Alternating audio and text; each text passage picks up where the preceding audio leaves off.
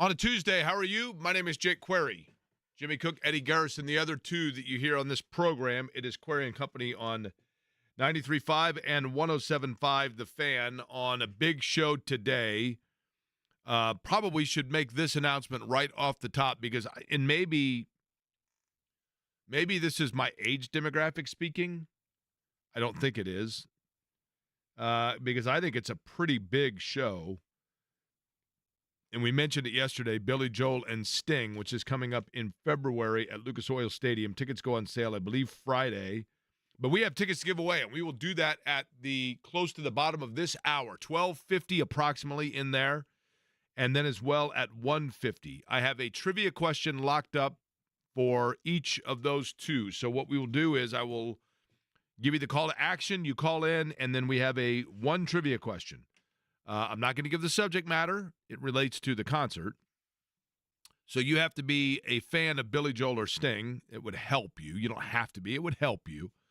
And we have a pair of tickets to give away. We will give away two pair, one at 12:50, one at 1:50. Those tickets aren't even on sale yet. And yet that's what we're doing here today amongst many other things, including talking about the Colts. Stephen Holder joining us at 1 o'clock today. Matt Verderam joining us at 2:30 today. But let's get to the big storyline up front, and that is the health of the Indianapolis Colts, notably Anthony Richardson. Now, I'm curious about this.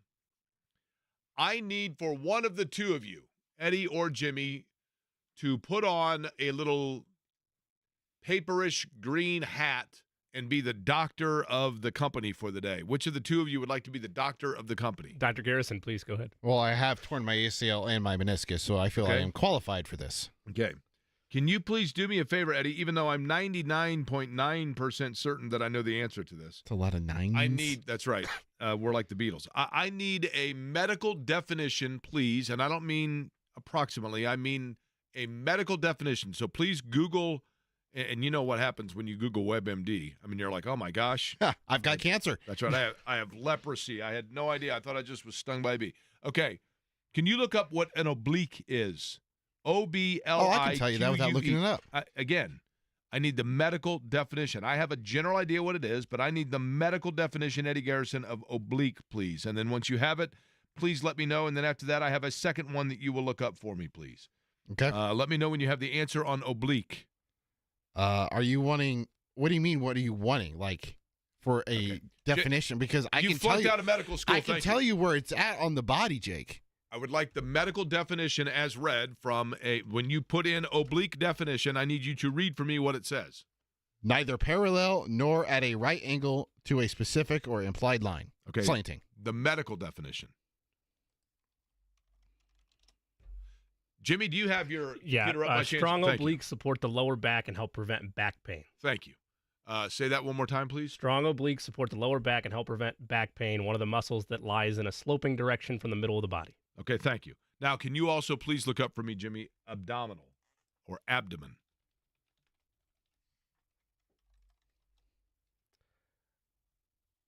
Abdominal is having to do with the abdomen, which is the part of the body between the chest and the hips that contains the pancreas, stomach, intestines, liver, gallbladder, and other organs. Okay, so if Anthony Richardson is suffering from oblique and abdominal strains and is listed as day-to-day, I realize that the neck bone's connected to the hip bone and the hip bone's connected to the knee bone and all that. I realize all that.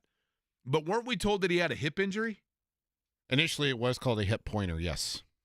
So the hip pointer actually, when they went in and looked at it, they determined that it was not the hip pointer, but in fact, and I get it, he was having pain from the lower back or the abdomen, and they were wrong on the area, or it was the area of the hip that was being caused by pain of some sort of strike to the oblique and abdomen. A hip pointer is a bruise or pain in the top front side of your hip bone caused by impact, which is the area in which he was grasping at after that hit. Understood. But at the time, it was, hey, he has a hip injury, and then it's like, well, no, actually, it's an oblique and abdominal strain. Does that mean that the hip suddenly got better, and then they realized when they went through the car wash that they were looking at the brakes and they noticed that there's actually a problem with the transmission? I don't know. Either way, Anthony Richardson, day-to-day, with oblique and abdominal strains. The next week we might find out was an ankle sprain. Actually, a mild high ankle sprain is the injury to Jonathan Taylor. He will be evaluated later this week. The good news on the Taylor front, with Richardson, I think it's safe to say that he probably doesn't go as rigorously, sits out, and is ready to go when the Colts return to the practice field on Sunday in Jacksonville. In Jonathan Taylor's case, you're going to have to put a lot of ice on that and keep it elevated. And is that Shannon or is that your mom? That's my mom. Okay. Hi, Jake. It's Mom. I wanted to let you know that there are wet leaves, and it's that time of year.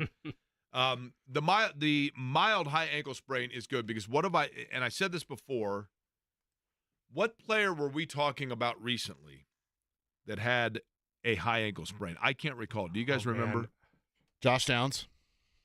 Yeah, that's right. It was after that, though, because it was recent, and I was talking about how the problem with a high ankle sprain, it was DeForest Buckner.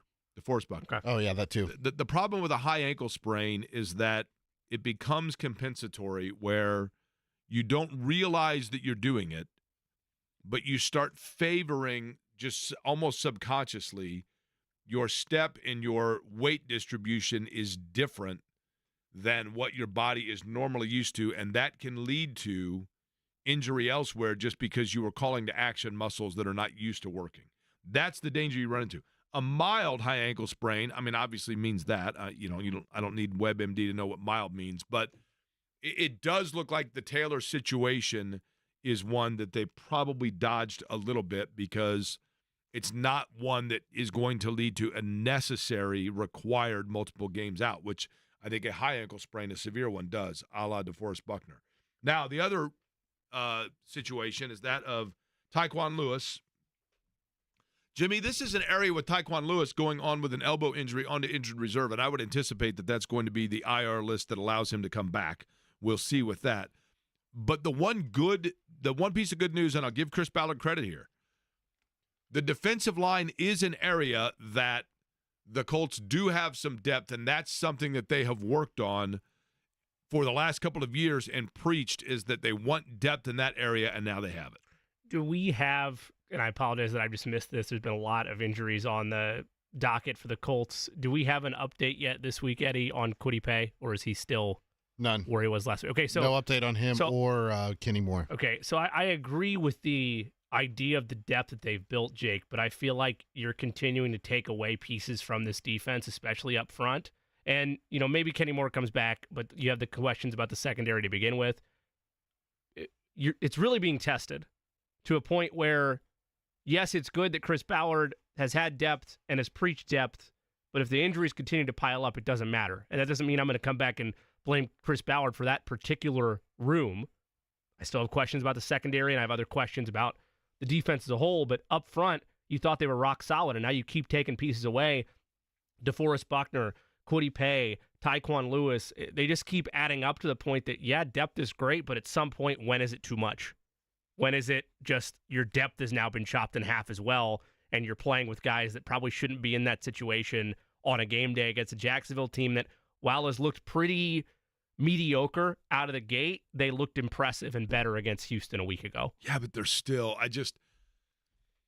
look, and this is something that we'll get into later in the week. We don't need to get into this necessarily right now, but it's not often that I will admit when I'm wrong about something, mostly because it's not often that I'm wrong.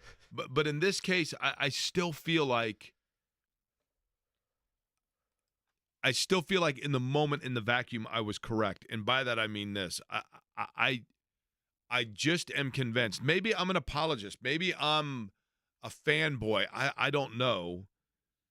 But I watched enough coming out of college of Trevor Lawrence to go, this guy is just different. And look, obviously it wasn't just me. I mean, there's a reason why every single team in the league would have taken him number one overall in that draft. And yet he is a very mid-tier quarterback, as Eddie has mentioned, at this point. And I just can't see why, because I watch. There are, it just seems like everything around him has fallen apart. And maybe that's also on him. But the line is not great. Receivers seem to just kind of be going through the motions. There's something that's just missing in Jacksonville. I don't know what it is, but just nothing is clicking for them. They've yet to have a big contribution, and it's only 4 games in, but they made the splash signing or splash acquisition of another veteran wide receiver in Gabe Davis to pair with Christian Kirk. You had a great week last week, the rookie and Brian Thomas Jr. He has 6 catches, 86 yards, and a touchdown. We'll get into the Jaguars later in the week, but they've started to show at times this season that there's weapons there for Lawrence, and because of the line, Jake, we've talked about this with quarterback development all the time, you start to see ghosts and feel pressure in the pocket. Well, it's not even seeing ghosts. At times the ghosts are there. Correct. I mean, like, I watched a play. Somebody put out a video of Trevor Lawrence, and they said, like, what's Trevor Lawrence doing here? Look how bad he overthrows his receiver. Well, he drops back. He doesn't even get into like a 3-drop step. He takes a snap. He drops back. The heat's coming right away. He throws a pass on an out route to Christian Kirk, and it's like, oh, man, he overthrew him by 4 yards. But then people pointed out, they're like, Christian Kirk is pulling up like 10 yards early. Yeah. Like he is making no effort to get after that football. I just don't know. We'll talk to somebody in Jacksonville later this week. And they're staring 0-4 in the face. Like, you're at a point in the season where people start to give in. That has been a house of horrors for Indianapolis. Yeah. I mean, I have covered – listen, I've been to games down there in Jacksonville where the Colts had no business going in and losing, and there's just something about that place. I don't know if it's people swimming in a pool with wearing cutoff shorts or whatever it might be, but there's just something about that place that's been a house of horrors for them, and it has not gone well. 10 years. Long time. That's incredible, isn't it? It's insane. Then you have the fact that last night, and you feel like in the AFC South, it is still Houston's division. The Colts are obviously, still right there, although they already have one of those tiebreakers behind the 8 ball because they lost to Houston. But when you look at the race and this is what I keep talking about for the Colts, that is the good news. I don't know if you're the Colts that you really even at this point, and we're only basically a quarter of the way in here. So there's so much left to be played. But when you get out to the 0-2 start and you're frustrated because one of those 2 losses you should not have dropped, when you get out to that start at 0-2 and you think to yourself, the sky is falling, it really isn't, and I'll tell you why. And I go back to, I think you knew going into it that the front runner in the division was probably Houston, with the Colts right there. But if you look at the teams, if I'd have said to you at the beginning of the season, if the Colts are not going to win their division, who are going to be the teams they have to contend with for a wild card? You would have said probably, Cincinnati, Cleveland, maybe like the Chargers, maybe. Okay. You definitely would have said the Dolphins. The Dolphins for sure, right? The Dolphins are 1-3. They look bad. Like they're so bad. The Browns and Bengals are both 1-3. Did you watch any of that game last night? Yeah. Well, I mean, obviously Miami's down to emergency quarterback level, but yes. And you get the temptation next door of, oh wait, there's this electric game of Lions Seahawks on. I'm not going to waste my time with Titans Dolphins. It's 6-3. But yes, Miami is in a world of hurt, right? And so my point being, for the Colts, they're in the point now where just take care of the games you're supposed to take care of. And their schedule does get tough, especially after they go to Jacksonville. But take care of some games, and you're going to be in the thick of it just because you've gotten yourself out to a nice start, right? Yeah, I mean, you've laid a decent foundation very early on in the season, and the amount we're still vying for, if you're looking at mapping things out, if you're a Colts fan, you're still vying for probably 1 or 2 playoff spots, assuming you're like me and you've taken the division off the table. I think Houston is too good. You saw it last week against Jacksonville, who was hungry for a win, and the Texans were without Joe Mixon, and you thought, hey, maybe the offense take a step back. It didn't. Nico Collins steps up big. Diggs has a nice game, and C.J. Stroud is C.J. Stroud. So let's say division's off the table. You're fighting realistically for the 6 or the 7 seed with a combination of the Jets, the Ravens. Look, I can't believe that this show has made me a Bengals apologist, but I'm going to go down swinging and say that the Bengals make the playoffs. They're 1-3 right now. I don't think that's a big leap, but some people have talked about them in a way that makes it seem like they're just going to fall off a cliff. And then you're probably talking about the Steelers in some regard because they're going to be fighting with the Ravens for the division. So it all comes down to 2 playoff spots. Now, I'm willing, speaking of playoffs, I'm willing to come up with another beer bet for the 3 of us. Oh, really? Mm-hmm. What beer am I buying for you guys? Yeah, okay. Yeah, you go with your Marlins. He's taking the Dolphins. He's doubling up on Miami. I think we should do, and I don't know that we necessarily need to do it on the air. Maybe we just do it during a break and we let people know the results. Sure. But I think we need to do a snake draft where Can we say clean slate for this, by the way, since double or nothing was already achieved? You won nothing, Correct. and we're Clean- done now. clean It's clean slate. Okay. So we're going to do a snake draft. Jimmy, because no, actually, Yeah, I you won. should. Yeah, you so should. I will get Yeah. the first overall pick, Yep. right? Yeah. Where we are going to each pick a team in the postseason to see who gets the World Series champion. Oh, wow. Okay. There are how many teams in the postseason? Eddie? There are 12, right? Yeah. 6 in each league. Yes. So we will each get 4 teams. Oh, wow. Okay. In a snake draft, we each get 4 teams, and whoever gets the World Excellent. Series champion, what's that? I like this idea. Yeah. Whoever gets the World Series champion gets a 6-pack of beer. Are you just doing this so Eddie can get much-needed redemption for his baseball knowledge? Is that all that's happening here? No, Eddie's going to take the Rangers with his second pick, right? And speaking of Major League Baseball, the other big news, and we're going to have Lance McAllister join us here just about 10 minutes from now down in Cincinnati, and that is the passing of Pete Rose. And here is the thing about this subject matter. Pete Rose is an incredibly complicated legacy.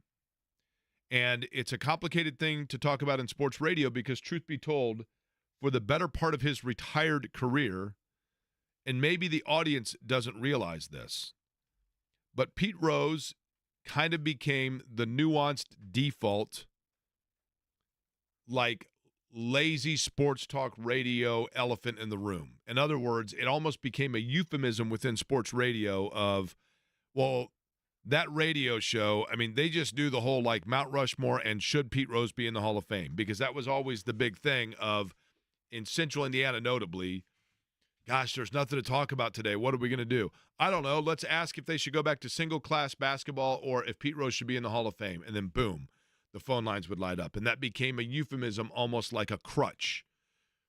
But with the passing of Pete Rose, obviously with Pete Rose being a player on the Big Red Machine, which is one of the most beloved teams from a baseball standpoint in this market, it obviously is, worth mention and discussion. There's not much I can say about the passing of Pete Rose that people listening to my voice have not already been familiar with. But I think it complicates a bit his legacy, and let me explain. Between the lines of a baseball diamond, there is obviously a very short list of players that you would want to better embody what baseball represented than Pete Rose. But outside the lines of baseball, there are myriad of things about Pete Rose that you would not want representing the game. And that is obviously a difficult balance for many people, myself included, but for Major League Baseball notably. And baseball is different than basketball. Baseball is different than football. Baseball is like golf in the fact that one of the things about baseball that is upheld and so held on to by those that love the game is the sanctity of the sport and some of the unwritten rules of the sport. And no rule during the time of Pete Rose's playing days was more clear and more defined by the brass of baseball, the fans of baseball, and the unwritten etiquette of baseball than gambling. We can go a million directions with that, all of which have been exhausted many, many, many times over. But my curiosity last night got the best of me with this point, and that is that when Pete Rose agreed to and signed in writing an agreement to a lifetime ban from baseball for gambling on the sport when he was a manager and a player, he agreed to that. And the Baseball Hall of Fame very specifically says that eligibility for the Hall of Fame is contingent upon a player being eligible for baseball. And a player who is deemed ineligible by Major League Baseball would thus not be eligible for the Baseball Hall of Fame. If Pete Rose's eligibility was suspended for a lifetime ban, then does that mean upon the end of his lifetime that the ban is lifted and he is thus now eligible? Now, there are some that have told me that the language of what he signed said a, quote, permanent ban. Not lifetime, but permanent ban. There is a very distinct difference there. I believe the possibility that Pete Rose, in terms of his gambling suspension, that actually was upheld by Major League Baseball because of other issues that they may have had or other allegations against him that they had issue with, notably a relationship he had with a girl that he contended was 16, which is of legal age in Ohio at the time when he was a 30 and 31-year-old player. There has been a lot of discussion about that as well, and in recent years that has come up. I don't know the validity of how much that weighed into them upholding.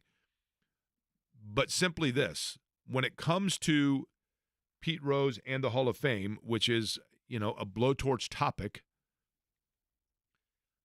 I actually, the more I think about it, think the best thing to happen to Pete Rose and his legacy is to never get in.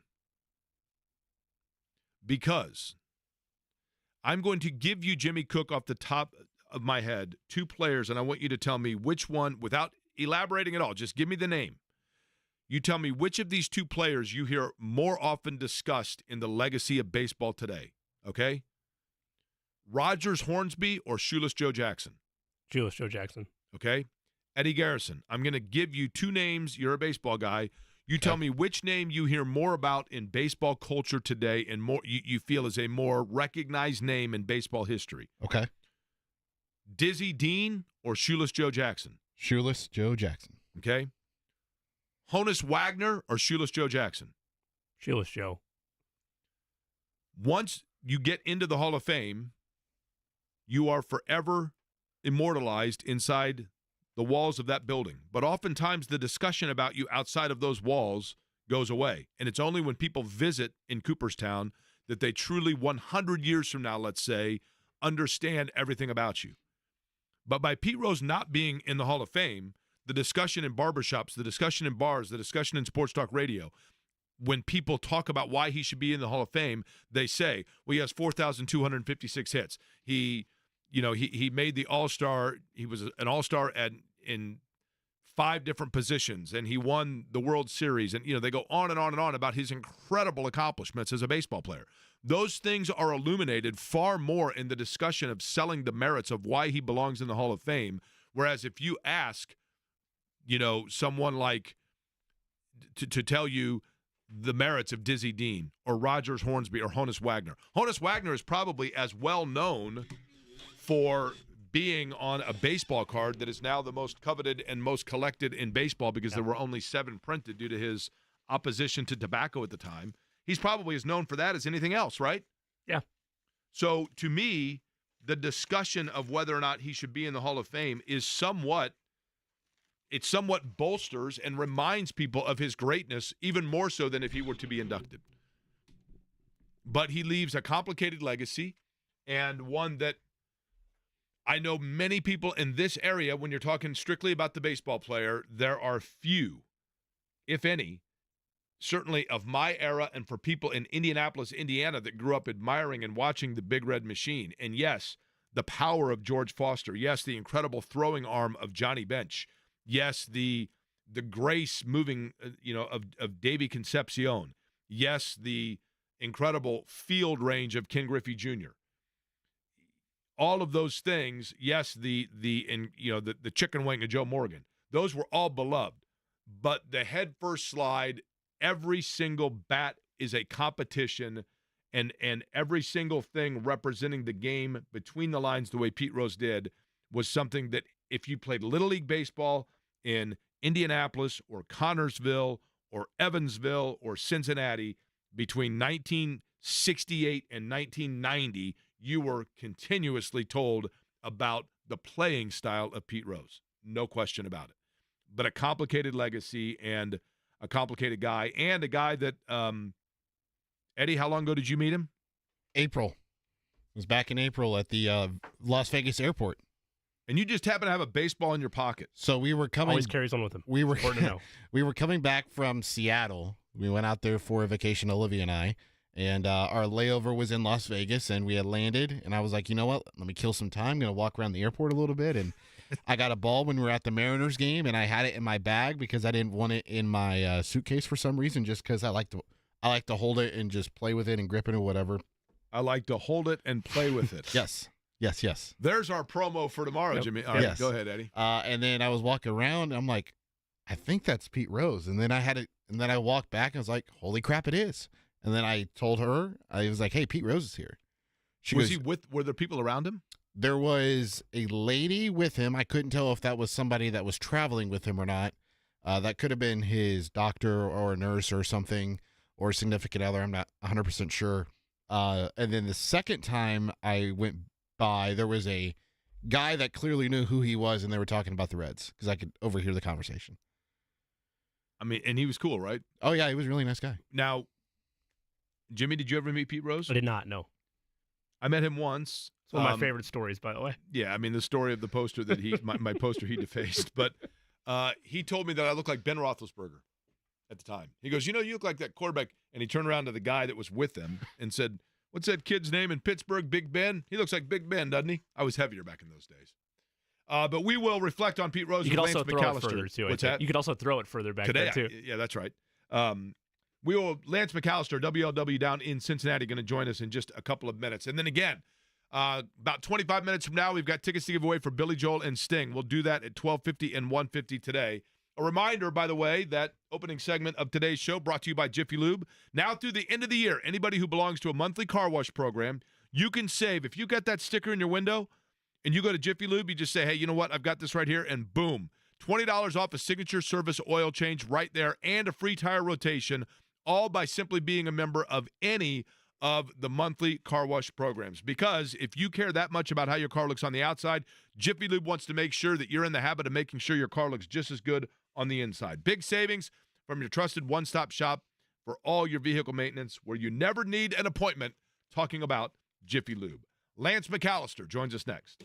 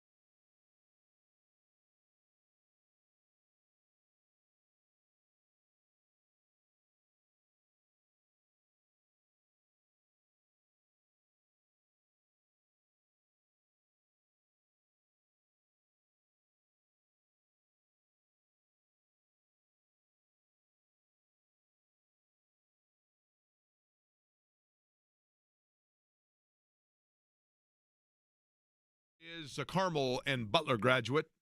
But in addition to that, and far beyond that, he is the host of Reds Extra Innings postgame show on WLW down in Cincinnati, the legendary legacy station of the Cincinnati Reds. And he joins us now on the Express Pro Tire and Auto Guest line. Lance, I'll begin with this. In Indianapolis and beyond, the legacy of Pete Rose is a complicated one. Is it complicated in Cincinnati, or is this an individual that, you know, obviously because as a native and somebody that was such a great player, is there really no complication when it comes to the emotions of Cincinnati natives about Pete Rose? It's a great question, and it's evolved. It's, you know, he's a symbol of not just a franchise, but a city. I mean, the west side of Cincinnati's blue collar and hardworking and gritty hustlers and rough around the edges. And he was clearly far from perfect, but he was clearly driven. And this city's always taken pride in his accomplishments that the rest of the world got to see. And it was like he was our guy. And complicated's a great word. It's like I think there was a comedy romance movie 25 years ago. It's complicated, and the memory is kind of what we choose it to be, and yet it's generational. I mean, his last hit was August the 14th of 1986. I mean, that was 38 years ago. So if you're 50 and over, like me, we know and love what he was about as a player and what he meant to the Big Red Machine. If you're under 50, you have only lived his banishment and the scandals and fires that popped up along the way. So it's a different lens for each person, how they view this story. Lance, do you believe that some of those fires were, you know, when a player gets hurt in the NFL now, they have that little tent, right? They go in the tent and they pull it over, and then you can't see what's really going on, and it's hidden from everybody's view. Was there an element of some of the little fires of Pete Rose that during the time he was playing, either the organization or just the scruples in general of fans, they created their own tent and covered it up and just put it away in a safe place because it wasn't convenient at the time, and it wasn't until later when the between-the-lines stuff was no longer present before our eyes that finally the tent started to melt away a little bit?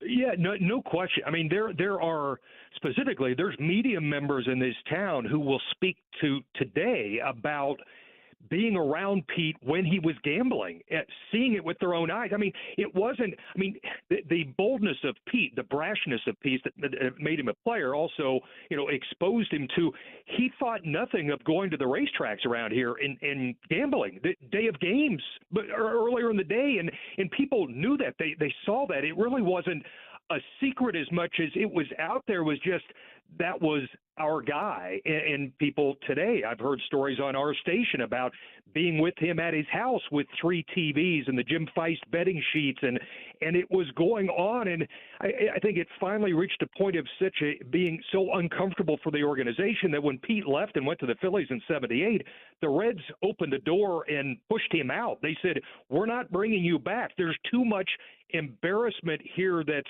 available for people to see that we just can't keep being a part of it." And he went to Philadelphia, and obviously eventually came back here and was welcomed back and loved. But yeah, it was out there for everybody to see, and Pete was just so bold that he thought he was Pete and he'd be able to overcome anything that came his way attached to that. Lance, I fit well underneath the under 50 demo that you're talking about that only know the banishment part of things and the, you know, it's classic stereotypical cliche SNL skit radio stuff of, oh, does Pete Rose belong in the Hall of Fame? But it's always a conversation that does come up every year. And when I look at the high horse of baseball as a baseball fan, the integrity of the game and the lifetime banishment and all of that, and then I see the way, not to say that it should be okay for players or managers to bet on baseball, but I see the way that the leagues have gotten into bed with the gambling agencies and the DraftKings and FanDuel. The hypocrisy of it all still seems crazy to me. And there's a lot of people in my generation that are baseball fans that think the same way, that it's like, well, it's been long enough. My question for you is, if they end up inducting him in now that he's passed, what is the reaction to that, both from the Rose estate to Reds fans to whoever, if that ever happens? Because I always thought, man, it'd be a shame if they finally wind up saying, you know what, yeah, let's let him in, but it's because he's already dead.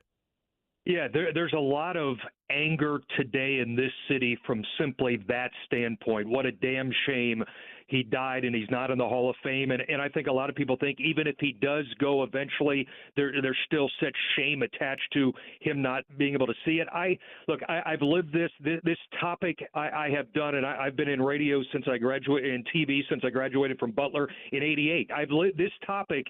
You talk about an evergreen topic that I know the talking points of. I can close my eyes and they're on the inside of my eyelids.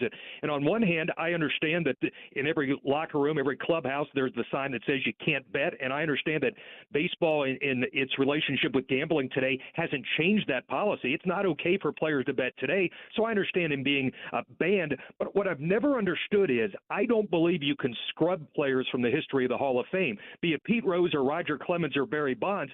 They played, they happened, their numbers count. Their numbers on Baseball Reference still exist. They're in record books. They weren't banned numbers-wise. So I've never understood why baseball can't have Pete Rose in the Hall of Fame, and the plaques say Pete Rose, one of the greatest players of all time, played in more winning games than anybody in the history of the game, also was involved in gambling on the game. And I don't understand why maybe someday I can't have my grandson with me and say, look here, this is Pete Rose. He was one of the greatest players. He also bet on the game of baseball. But let me throw this at you, Lance. Together. And I'm playing devil's advocate here. But is there not a difference between recognizing and honoring? In other words, I don't know that anybody is denying his accomplishments. It's just they are selecting when and where those accomplishments are allowed to be honored at the highest and most pristine and sacred level of the Hall of Fame, which which segues into this question for you. I don't know the answer to this, so I'm asking because I don't know if maybe it's been clarified in Cincinnati. I have always heard the term for Pete Rose lifetime ban, that he is not eligible for the Hall of Fame because he signed and agreed to, with the commissioner of baseball, a lifetime ban from baseball. That obviously would be expired. He has paid his debt. His lifetime has ended, thus would be his ban. Or is the terminology permanent ban, which is different? Do you know if there is a difference there? I could only assume because Shoeless Joe Jackson is under the same umbrella that it is beyond just living time on this earth, or Shoeless Joe Jackson. And see, I will always – I think there's things that people misunderstand with the Hall of Fame. I don't believe you should open up the doors of Cooperstown and Pete should have been able to walk in. I was always willing to leave it up to the writers like it was left up for every player in the history of the game. What always galled me, a month before Pete Rose was supposed to go on the ballot, the Hall of Fame changed the wording and said anybody on the permanently ineligible list shall not be considered. And baseball let the writers decide on everybody else. And today, and I truly mean this, if baseball said to the writers, hey, it's up to you, or the Veterans Committee, and if Pete didn't get 75% of the vote, I'd say, you know what, then there's nothing I can do about it. I've never understood not allowing him to be judged like Ty Cobb was judged, like Ferguson Jenkins was judged, like players in the history of the game were judged. That's frosted me from the moving of the goalpost, so to speak, on those rules, and I'll never get over that. Okay, here's what I said earlier, Lance. Lance McAllister is our guest on the Express Pro Tire and Auto Guest line from WLW in Cincinnati. Here's what I said earlier, and then I want you to tell me if you think it's the dumbest thing you've ever heard. And people have said to me on this show, Lance, I mean, you and I have peripherally known one another, so it's not surprising to you that people would tell me I'm dumb, right? So at its core, I get to thinking about it, and you mentioned your grandson, okay? Your grandson's grandson, 100 years from now, part of me feels like the immortal legacy of Pete Rose would be benefited by not at this point getting into the Hall of Fame, because it continuously brings up the discussion of it, and you cannot have the discussion without mentioning 4,256 hits and 17 All-Star appearances and World Series championships with multiple franchises and the greatness of the player. You can't have that discussion without bringing it to the forefront. The same is true of Shoeless Joe Jackson. Shoeless Joe Jackson today is far more known and far more discussed amongst baseball kids, adults, whatever it might be, than is Rogers Hornsby or Honus Wagner or Oscar Charleston. So it feels to me like if he were to get inducted, that would increase the possibility that Pete Rose then becomes another old-time player who, unless you see that plaque over the course of time, is forgotten. Your thoughts? Yeah, look, and there is no question. Pete would have told you that he made a lot of money through this by being outside the game, being the martyr, the guy on the outside looking in, and the cavalcade of support that came with that, and the autograph signings in Vegas a couple of times a week, a couple of times a month over the last 30 plus years or whatever. No doubt about that. I get your point. I'm kind of a dorky historian of the game, and I cringe when people talk about baseball being pristine. Baseball's never been a pristine game, from not allowing blacks to play on down and on through the game of history. There's a lot of stuff that's uncomfortable about the game of baseball. I just always fall back on, I don't know how you tell the story of the game of baseball, specifically in the Hall of Fame, without having a representative plaque of Joe Jackson, Pete Rose, Roger Clemens, Barry Bonds. They all did things wrong. They're not the only ones who did things wrong. There are players in there who have plaques who did wrong. I think it's kind of I think it's kind of arrogant to try to attempt to shield people from that instead of saying this is the true story of Major League Baseball. And inside the game, there was good and there was Lance, bad. was his arrogance part of why, though, he was never afforded the opportunity to make it good? Yeah, I mean, the fact that, geez, he went for how many decades lying about this, blatantly lying about it. There are people who tell you had he just come clean to Bart Giamatti at the original meetings. There's a famous story of a meeting in a house in the Dayton area with Giamatti and Rose and his representatives, and if Pete had just come clean and said, look, I can't believe I did this. I did it. I've damaged the game. I want to do what I can to fix this.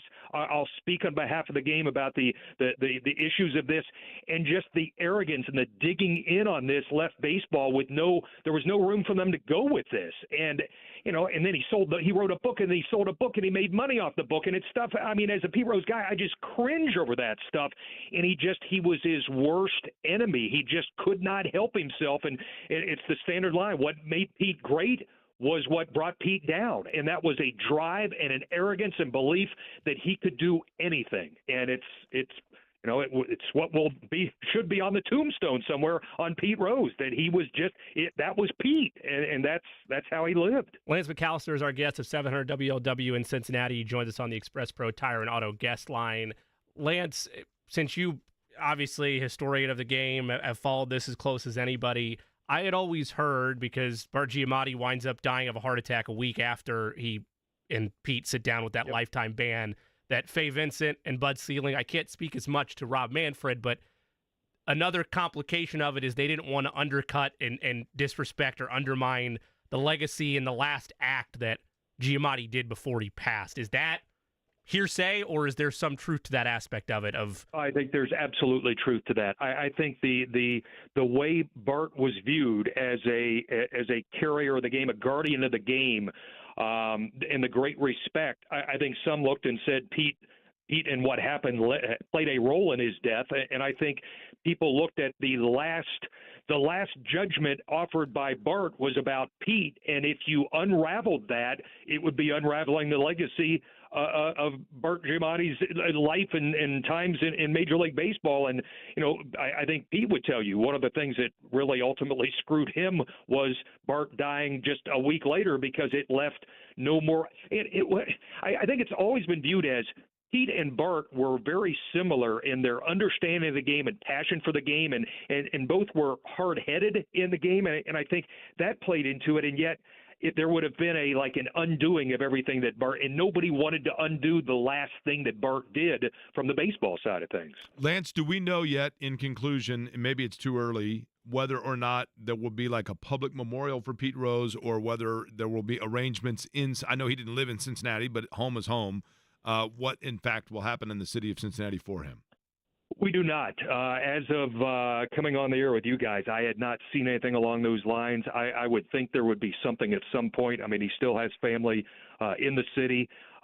His son, his grandson, heck, I want to say 2 weeks ago, his grandson committed to play college baseball at LaSalle. and it's still the family still woven in this city's fabric. So there will be something, I would imagine next year the Reds will wear a 14 patch on their jersey. I don't think that would be above and beyond expectation. And yeah, it's man, it's the last 24 hours. It's been one of those days in this city. By the way, is the number 56 retired by the Reds? It's not, right? No. They should retire 56 and have it sitting out there in the outfield next to the 42, so 42-56 is retired. That's not a bad idea.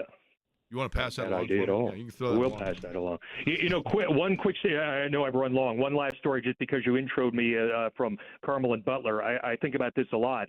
In '85, I was taking class. I was going to Butler, and my dad and I drove from Carmel, where I lived, for 3 consecutive nights back to Cincinnati to watch Pete's pursuit of 41-92. He didn't get it on Monday night. He didn't play on Tuesday night, but we were going to be there just in case he pinch hit. And on the Wednesday night, the 3rd consecutive night, he set the record. And I made that drive 3 straight nights and and for the record, let Butler University know, I went to class each day. Beautiful. And then after class, drove right back to Cincinnati that night. Eric Schau, baby, September 11th. Yes. And Marge Schott gave him a brand new Corvette for it. Lance, we appreciate the time. I know it's obviously a busy time, so much appreciate you coming on today, man. Anytime. Thanks, guys. All right, again, Lance McAllister down in Cincinnati on the Express Pro Tire and Auto Guest Line 700 WLW, where you hear them. All right, if you are a fan of Billy Joel and Sting, they're coming in concert in February. This is going to be a massive ticket. They go on sale on Friday from Live Nation, but we have sneak preview, if you will. Not literally that, but we have tickets to give away in advance. So we have tickets right now to give away, a pair of them on the other side. We're going to do a trivia question about each. On the other side, 239-1070, if you want to line up, I have one trivia question, and this one is about Billy Joel. Later, we'll do one about Sting. But if you know Billy Joel, if you like Billy Joel, if you want to see Billy Joel, 239-1070 is the telephone number, and we're doing it next.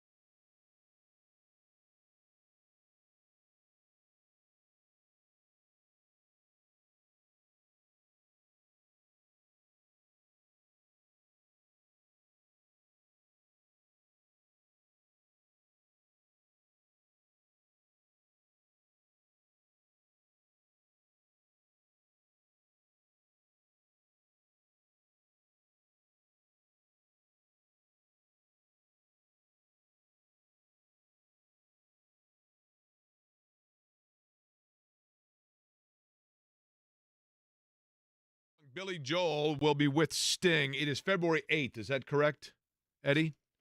Of 2025, At yes. Lucas Oil Stadium. And tickets will go on sale for that coming up on Friday. And Live Nation has given us tickets to give away. We have a trivia question to do. I have come up with a trivia question. We will begin with Andy, who joins us on the program at 239-1070. Hi, Andy. How are you? Hey, Jay. Good. How you doing? Good. Andy, how old a fella are you? 44. So are you a Billy Joel fan? I do like Billy Joel. Okay. I've seen him before. He's awesome. I'm giving these tickets away with this question. You ready? Let's do it. I'm going to give you 5 names. I want you to tell me which one of them is not recognized in the song We Didn't Start the Fire. The 5 names from which you have to choose are James Dean, Malcolm X, Ty Cobb, Walter Winchell, and Bernard Getz. James Dean. Andy, I appreciate that you've seen Billy Joel once. I hope that you get to see him twice, but unfortunately it won't be with those tickets. I appreciate you listening to the program, however. Let's go to Dan. Dan, what's up? No Googling, Hey. Dan. Which one is it? James Dean, Malcolm X, Ty Cobb, Walter Winchell, Bernard Getz. Ty Cobb. Ty Cobb is indeed the correct answer, Dan. And you are on your way. Now, here's a better question, Dan. Can you tell me who either Bernard Getz or Walter Winchell is? No idea. Okay. Walter Winchell was an American columnist, and Bernard Getz, at the time that We Didn't Start the Fire came out, was a huge story in the news because he was a man who was accosted on a New York City subway and used a firearm in self-defense, and thus a whole different controversy came forward about New York City and its laws and self-defense and everything else.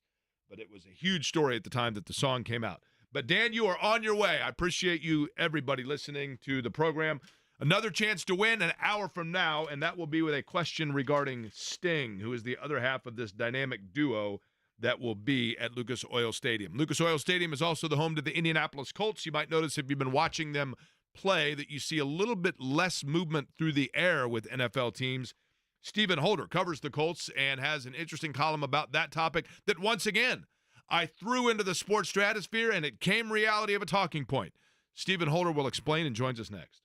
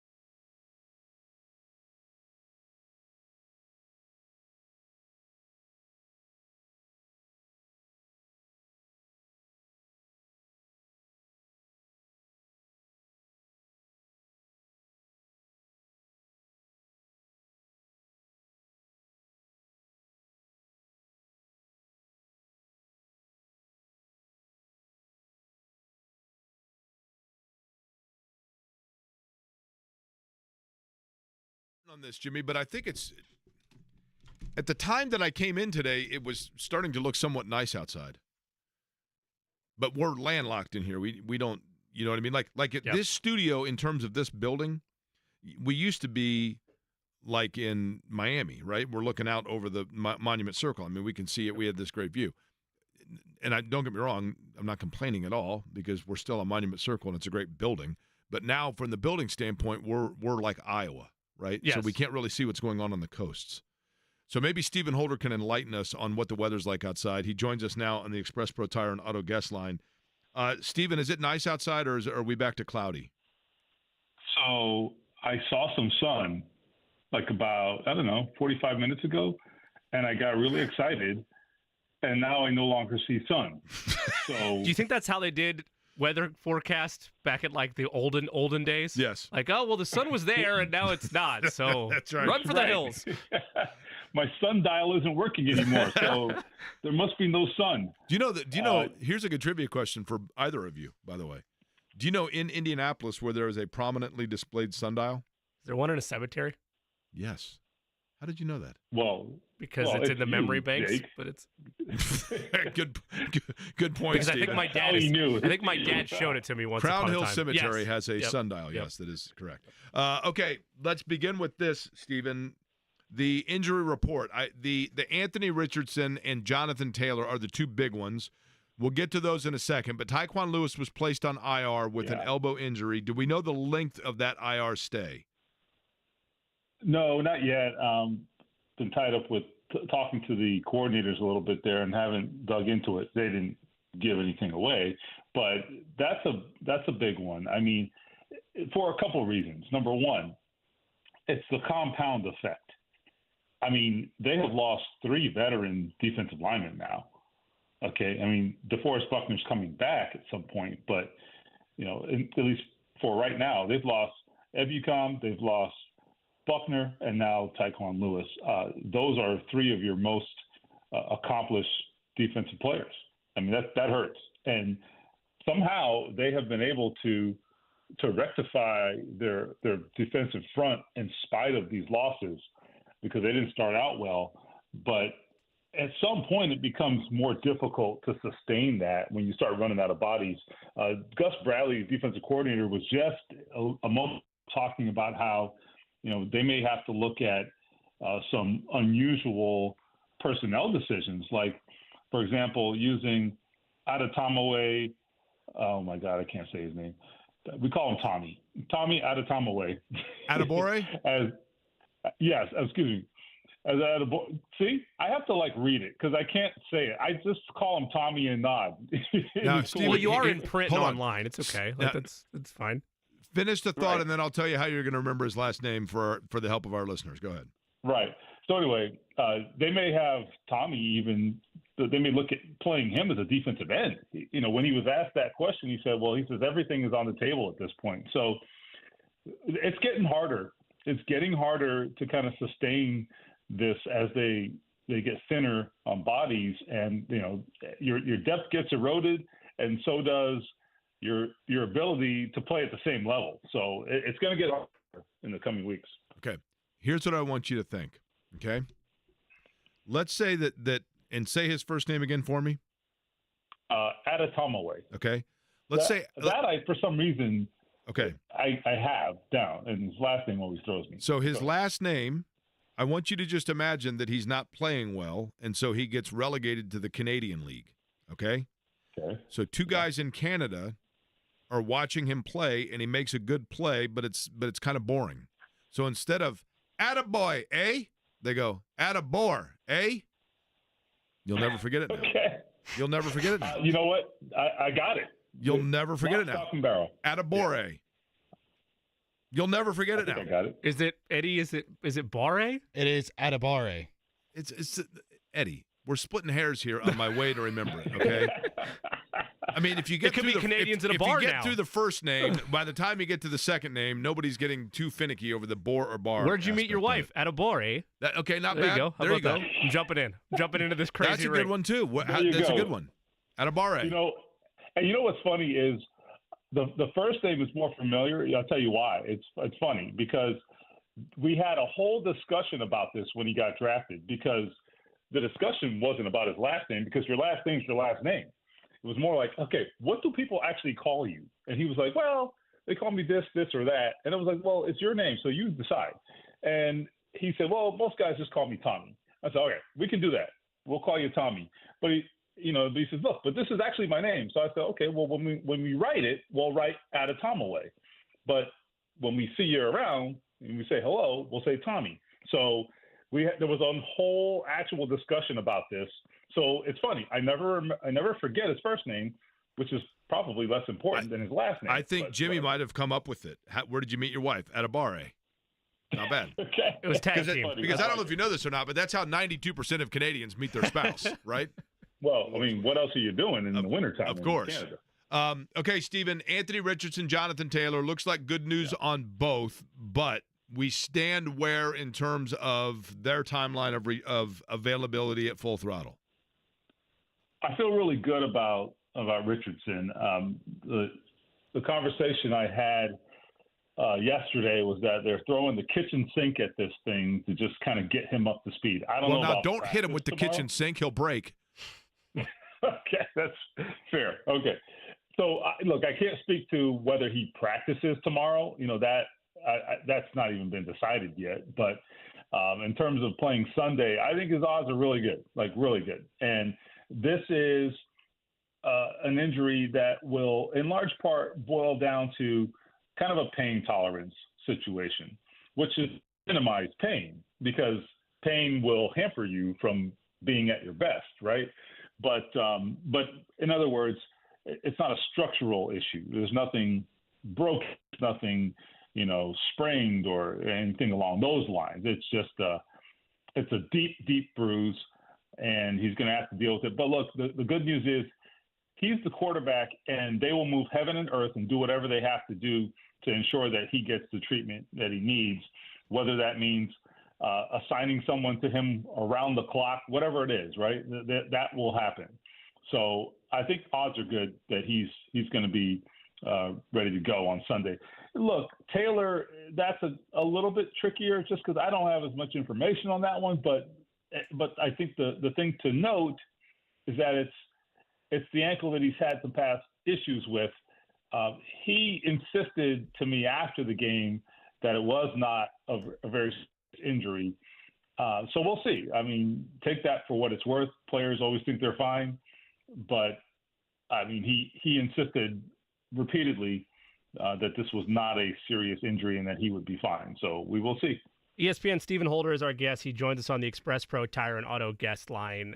Stephen, a season ago, when Anthony Richardson winds up getting hurt and missing the rest of the season, all we had to cling to was the couple starts and the brief highlights where he showed brilliance and then the highlights where he didn't. And it was like, but look at the highs of this. This is incredible. He just needs repetition. Now, I'm glad that it's trending to where he's going to, in all likelihood, be available again this season and it not be as severe as maybe people worried it could have been. But you've outlined this on Twitter. Jake has brought it up on the show about his mechanics being off and that it's fixable. And if he changes this or that, or he gets the footwork right or his arm angle, all this is fixable and he can become a more accurate passer because of that. I bring all that up as a long-winded way to say you highlighted the fact that he looked good on Sunday. My pushback to that would be if his season ended because of that injury, we're back to square one of, well, it was 3 of 4 on the day. Admittedly, it was an impressive 3 of 4, but it was 4 passes. How long as you have looked at his mechanics and you continue to look at it this season, can we get concrete evidence that, no, this is him being more consistent versus a 4-pass sample size?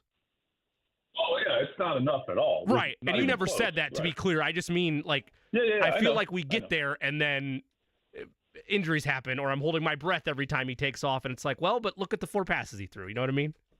Yeah, I mean, a lot of the Anthony Richardson experience to date has been, you feel teased, as a fan.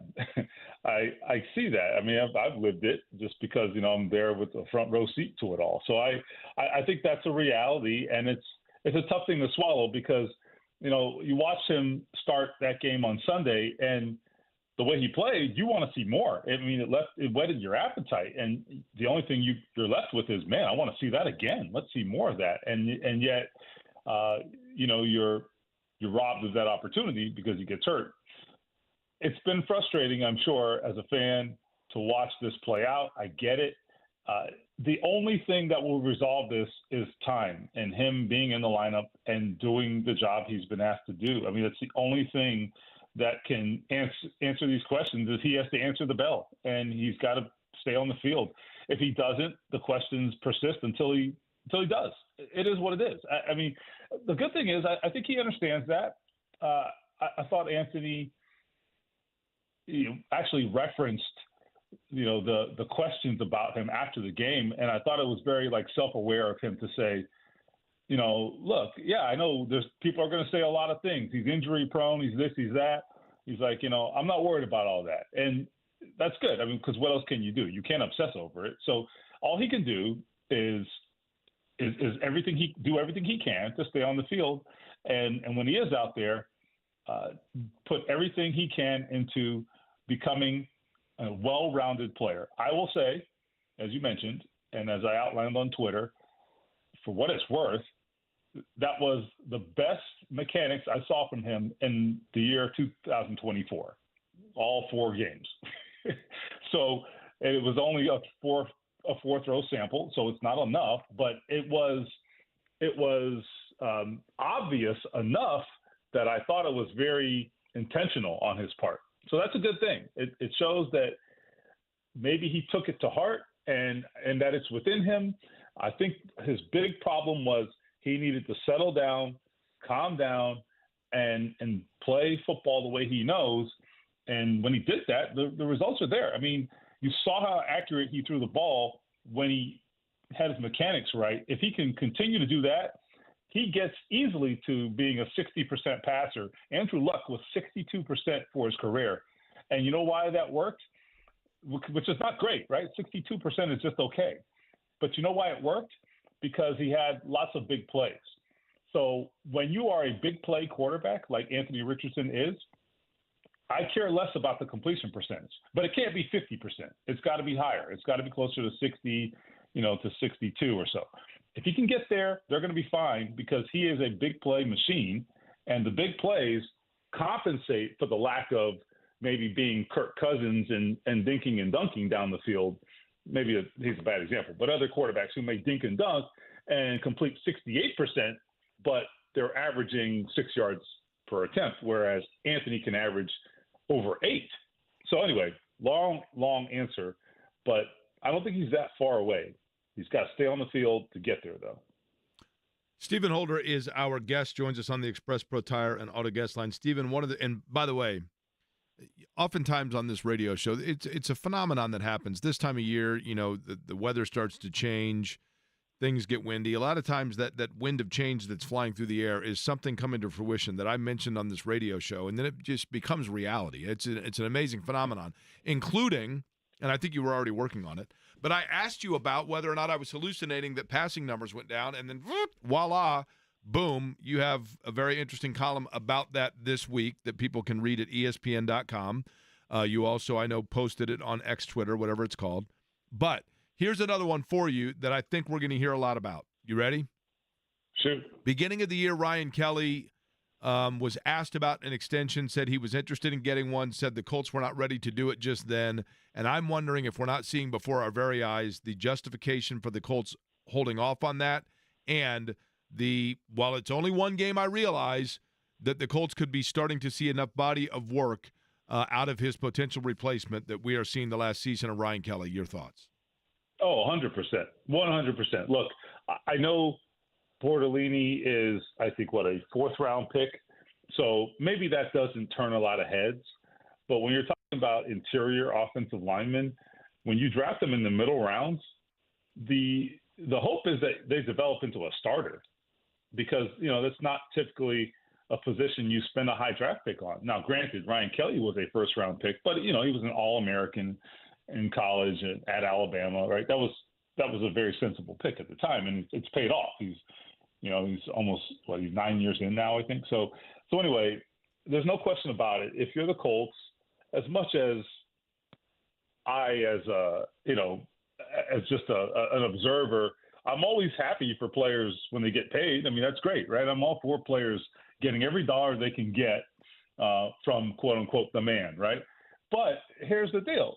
It's a business, and the good business move for the Colts was to see what they had first before committing to a player that I believe soon going to be 31 years old and does have some injury history. Certainly the concussions are concerning. He just missed another game. So, yes, they did the right thing from a business perspective by letting this play out. And they will have more information to make a more educated decision about Ryan Kelly after this season's over. So it wasn't surprising to me, probably not that surprising to Ryan, in all honesty. But this is, I think, a fluid situation. So, yeah, I agree. We'll see what happens. Is there an area defensively for the Colts, especially with, let's focus on the linebacking room in particular? We had EJ Speed on yesterday. The way that he's able to work, in partnership with Zaire Franklin, they've been exceptional. As we continue to see bodies crumble around the trenches, and let's say Kenny Moore gets back this week, can they rely on guys like Speed and guys like Franklin to still contain and help avoid dominant rushing attacks, despite the fact that in trench warfare, they're losing bodies left and right? Well, what happens is it gets tougher for the linebackers because they feed off of that front four. So the front four, if it doesn't do its job effectively, what happens is offensive linemen now are getting to the second level. And if you've got a 310-pound guard bearing down on Zaire Franklin, or worse yet, EJ Speed, who, is decent enough size, but certainly not, some huge guy. That's going to be problematic, and that's going to take them out of plays. And that's how you get big runs. When you get those second-level blocks, it's the same thing on the other side, right? When Quentin Nelson, takes out his guy or has a double team and it's handled, and then he can break off and go get the linebacker, well, now you got to worry that Jonathan Taylor's going for 30, because what's supposed to happen is those plays are supposed to flow to the linebackers. If the defensive line can't hold the blocks at the point of attack, then they get attacked by those guards and interior linemen. And that's where the problems come. So they have to hold up. They have to be able to hold up against that running game with that front four. Because if not, I think you'll have some leakage there, and it's going to be problematic. I mean, I think you're going to see some of that. It's inevitable. At some point, there's a breaking point.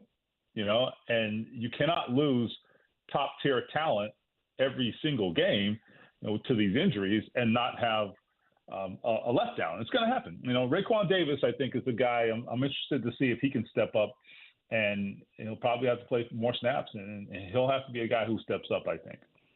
Stephen, how many more 50-plus misses does Matt Gay have in him before Chris Ballard goes, you know what, everybody else was right, I need to take a look at this? Man, that's a tough question. I think it's not even just a money question at this point. Money's a factor, but I don't think it's the only factor. I think they know that he's a good kicker, because we have evidence of that in the past, even if we haven't seen as much as we would like here. But certainly, he has been a good kicker. I mean, he even started off last season on fire. If you remember the Baltimore game, he had, I think, 4 50-plus kicks in that game. I mean, just really impressive. So we haven't seen that guy, though, in like almost a year, and that's the problem. So at some point, I know he was hurt last year toward the end of the season, so I give him some benefit of the doubt there. He says he's not hurt now, even though he did have injuries in the preseason. I don't know. I guess what I'm saying is they're holding out to see whether the old Matt Gay comes back. How long you can afford to do that, though, becomes a question, because right now it's already affecting them. I mean, if one more thing goes wrong in that game on Sunday, they could end up on the wrong end. And then you're talking about a kicker having possibly cost you a game. And that's problematic. Well, listen, it's deja vu, right? I mean, Right. I'm not saying we're into the Vinatieri category, but it's deja vu a little bit, right? I mean, where you're like, wait a minute, when is this becoming a pattern versus the anomaly? When are we living by and banking on the rule instead of the exception? You know what I mean? Right. Yeah, I think that kicker also is one of those positions where you tend to not get a lot of chances, a lot of second chances or third and fourth chances, because to be blunt, it's kind of an expendable position. They did not treat it as such with Vinatieri, which I understand. That was complicated, but I'm all for respecting veteran players. But they certainly let that one slide too long. There's no question about that. So I hope they have learned a lesson there and will govern themselves accordingly, because they're in it. Look, that's the other thing. They're in it. They are 2-2. Very manageable schedule coming up. I know. Jacksonville and the history there, I know. But that's a bad football team. Okay? That was a bad football team. So you have to feel like this could be your opportunity. We'll see. And then after that, I mean, they've got what? So, Stephen, you're walking into my next question, and that's the only reason I cut you off. Stephen Holder is our guest. He joins us on the Express Pro Tire and Auto guest line. One of the reasons people hate my favorite game during the offseason, which is, hey, make your schedule predictions and see where this team is going to go, like your Madden simulation system, is because of what can happen when injuries start to stack up and teams really show you who they are. I'm with you. The Colts are vying still in the hunt.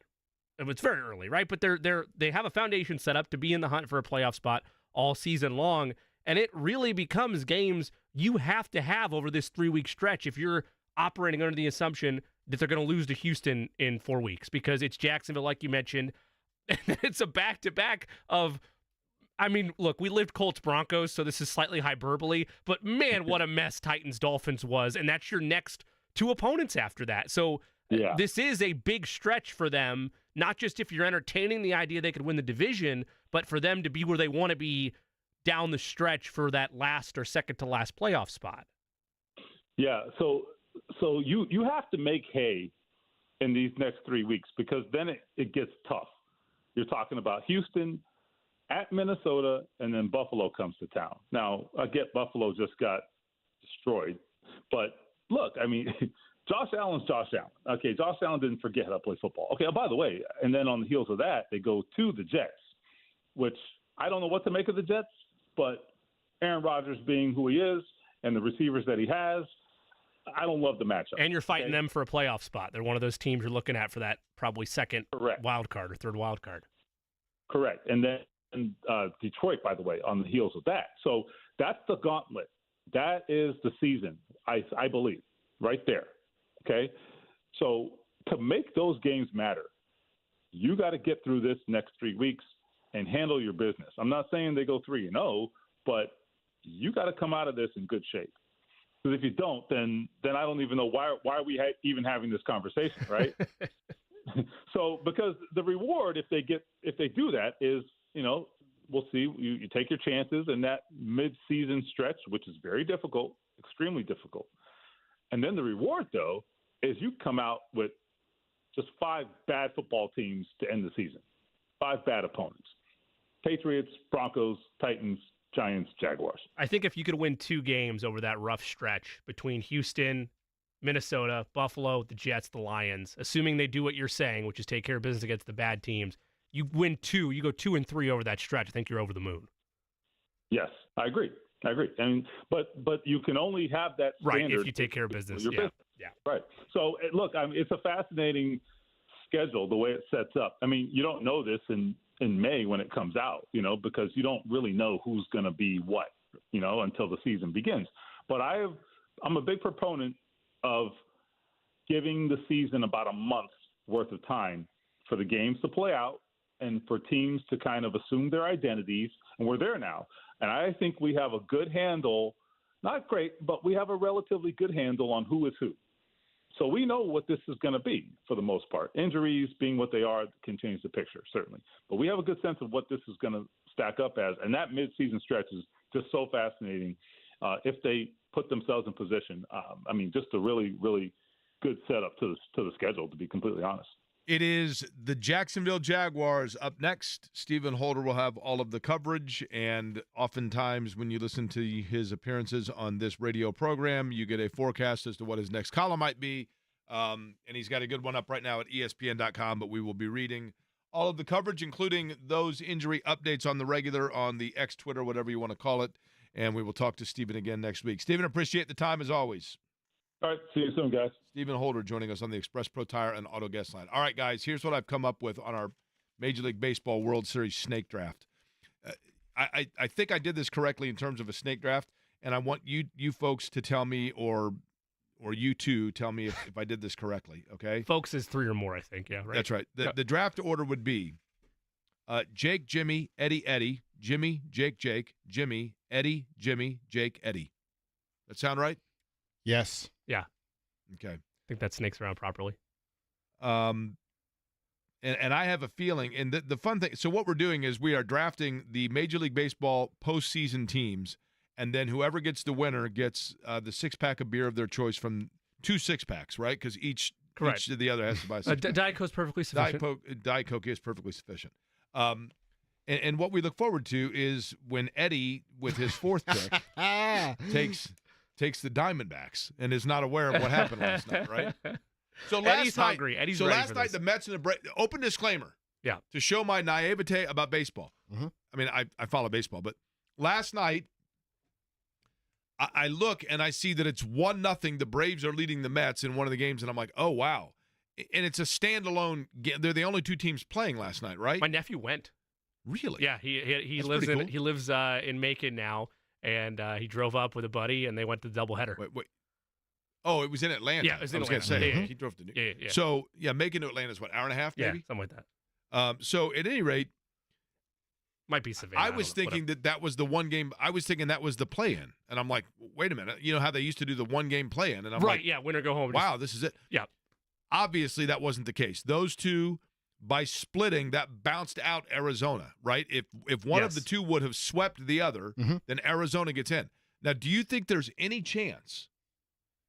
Do you think there's any chance going into it yes. that those 2 teams were like, look, we're going to go, we'll take game 1, you take game 2, and we'll bounce Arizona This out. is just for the YouTube audience. Both managers are walking up to each other. Hey, how you doing? You Right. ready to go? Vigorous wink. Right. For the audio I mean, audience. honestly, I know that sounds crazy. Eddie, you pointed out, I mean, they are rivals of one another to an extent, right? Yeah, I say no just because of that aspect. I think if you're wanting to face a team now, Arizona did, I believe, lead the league in They did. runs scored. Yes. So in that aspect, you would be facing off against one of the best offenses in Major League Baseball. But I say no just because of the fact that you're divisional rivals and you already play each other enough as it is during the regular season, and you know how each other, what the tendencies are of hitters, Right. pitchers, et cetera, and you don't want that.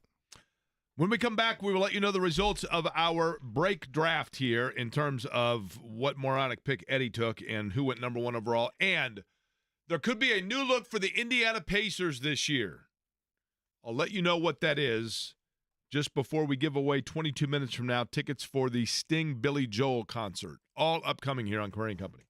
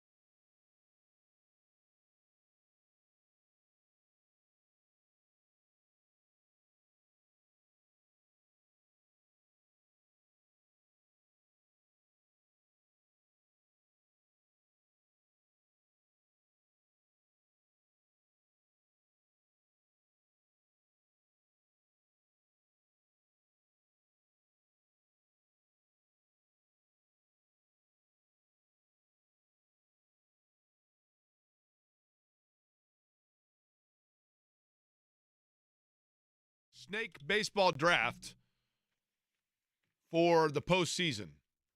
We'll give you the results coming up in just a couple minutes. In 15 minutes from now, we are going to give away tickets for the Sting Billy Joel concert on February 8th at Lucas Oil Stadium.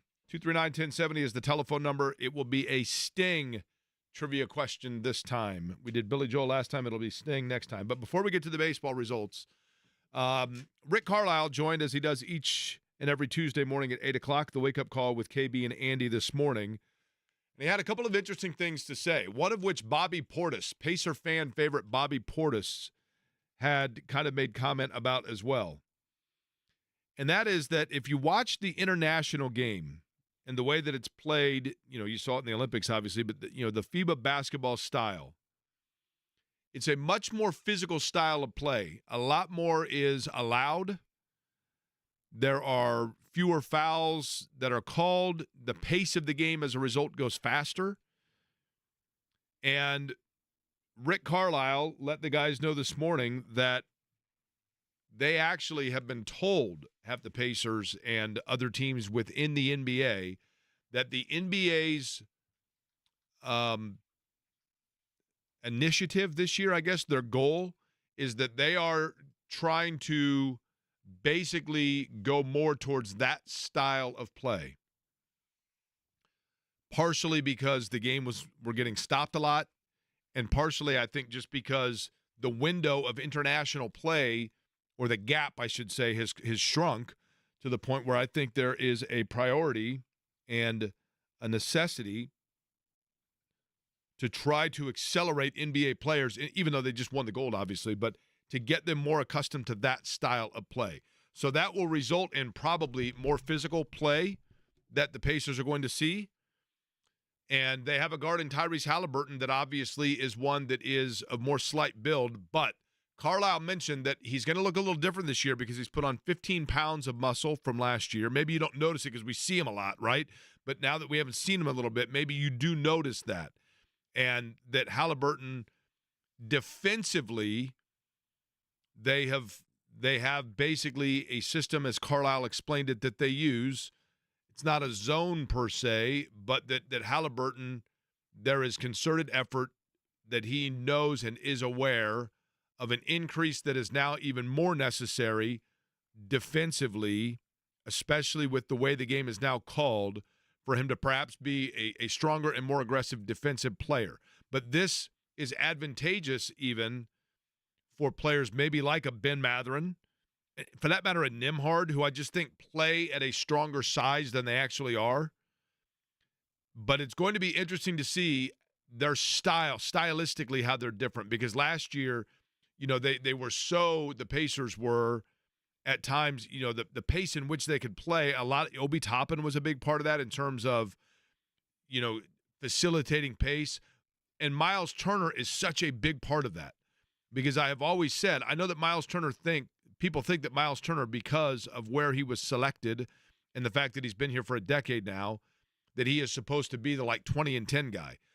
This style of play and this group of players, Miles Turner's best asset and the way that he fits in is as a transition facilitator by his rim protection and then his ability to get the ball down, get them running, and then as he trails, hit an open shot if it's open before if they then have to set up a half-court set, then they wait. But if he's coming down and a first transition bucket is not there and they pop it back out, that is where he most helps. I think that Turner in this roster and this style he fits exactly what it is that they want to do and will want to continue to do, especially if it is going to be a little bit more physical. Maybe that also means that they still could use probably one more enforcer. And I know that, to be honest with you, a Bobby Portis is a really good player for what Indiana probably is missing in terms of this style that's going to be perhaps utilized this year. But the expectation for Indiana going into the season, I was asked the other day, do I think that the Pacers will regress? I don't think that the Pacers will regress, but there are going to be times where it looks that way because I think other teams in the East, it's going to be a real logjam. And the Pacers are obviously, when healthy, can play with anybody. I mean, we saw that a year ago. But you're going to have a healthier Milwaukee. You're going to have a Philadelphia. I mean, doesn't it kind of feel like we've seen the most of it? But Joel Embiid, you never know when he's going to be, how long he's playing. Tyrese Maxey's been exceptional the last couple of years. He's been great, right? I mean, but you kind of feel like you've seen ceiling with Philadelphia. I do think Orlando is going to be improved. I think Cleveland is improved. I am fascinated by what New York looks like after the Karl-Anthony Towns trade. I agree with that. I still don't know what – I mean, I understand what – I'm not trying to sound like I'm dumb. I understand what Minnesota was thinking because you're trying to move cap space and perhaps maybe get a little bit quicker within this window and have more money to spend. I know they gave up a lot to get Gobert. I would have rather moved Rudy somewhere to save cap space than I would have Karl-Anthony Towns. And the Knicks, I mean, you could make the argument, Jake, with how important Dante DiVincenzo was from a scoring standpoint for them in the playoffs last year, that maybe they'd take a step back offensively. I don't know.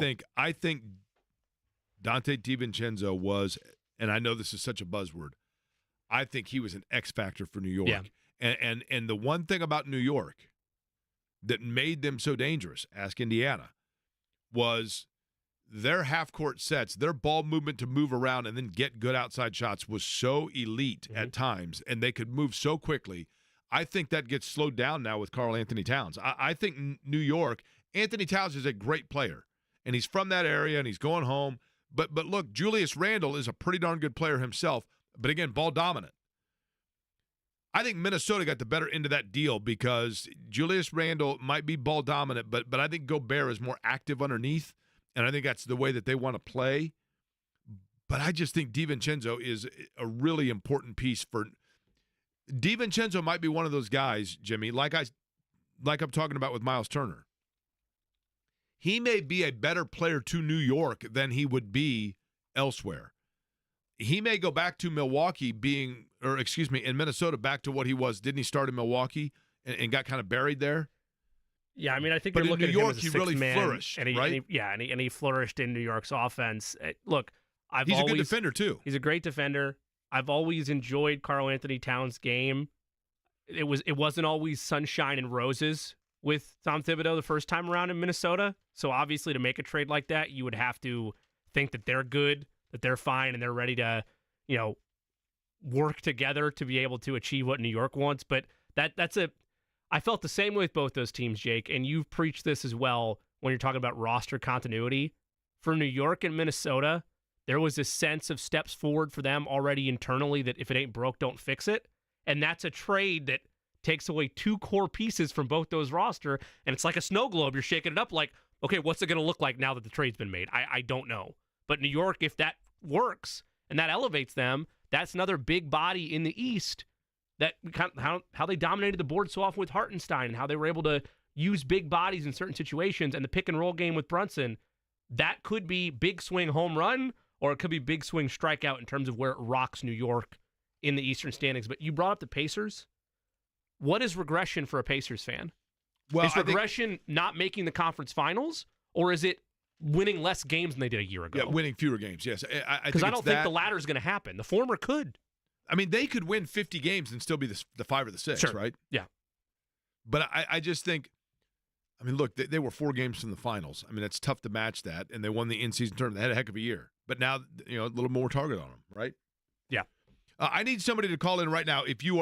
I need a baseball aficionado to call in right now at 239-1070. Does Eddie lose that title? I'm talking about, what's that? Does Eddie lose that title? Okay. But I'm talking about somebody, if you really know baseball, and you're actively aware, you follow it game by game, and you are knowledgeable about the playoffs, you're aware of some of the matchups and injury reports and etc. At 239-1070, I need one baseball fan to call in because I need somebody we're not going to tell them who has what teams, but I'm going to give them the 3 teams that we have assembled here. Each of us has 4 teams, and then that person is going to tell us who actually has the best quartet of teams, the way that we're going to do it. We'll leave us anonymous until that decision's made. You don't want any outside influence. Perhaps they like Eddie more than they like you and me. Exactly. Yeah. Like we're just going to say, here are the 3 teams. Which of these 3 is the best? Okay? So I need somebody to call in with that, and we'll get to that here coming up top of the hour. But next, tickets to give away for Billy Joel and Sting. Tickets to give away for Billy Joel and Sting at 239-1070, but you have to answer a Sting trivia question in order to win the tickets. February 8th, Lucas Oil Stadium, going to be a huge show. Tickets going on sale early on Friday, but we have a pair for you right now, 239-1070, and you're going to have to answer one trivia question. You get it right, you're on your way. We'll do that next, and then we'll reveal which of us is going to win the baseball beer also.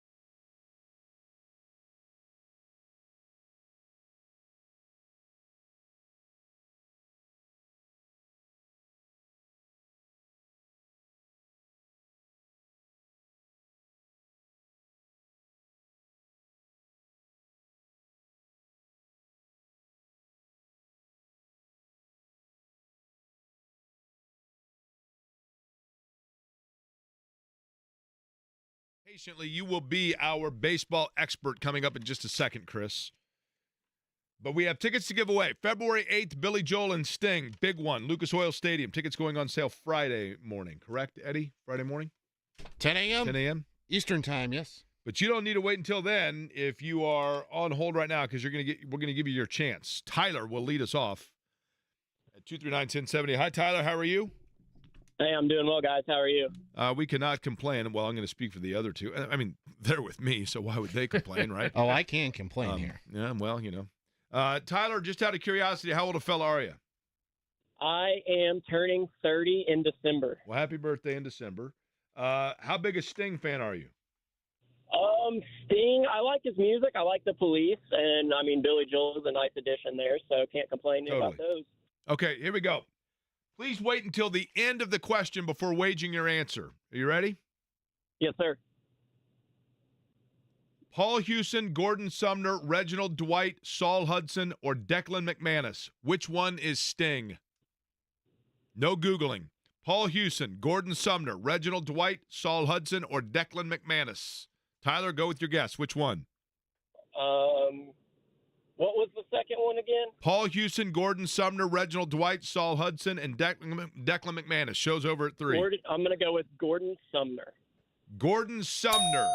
Tyler, that is indeed the correct answer. Now, while I have you here, Tyler, between Yes, Paul Houston, Reginald Dwight, Saul Hudson, and Declan McManus, can you tell me who either or any of those are?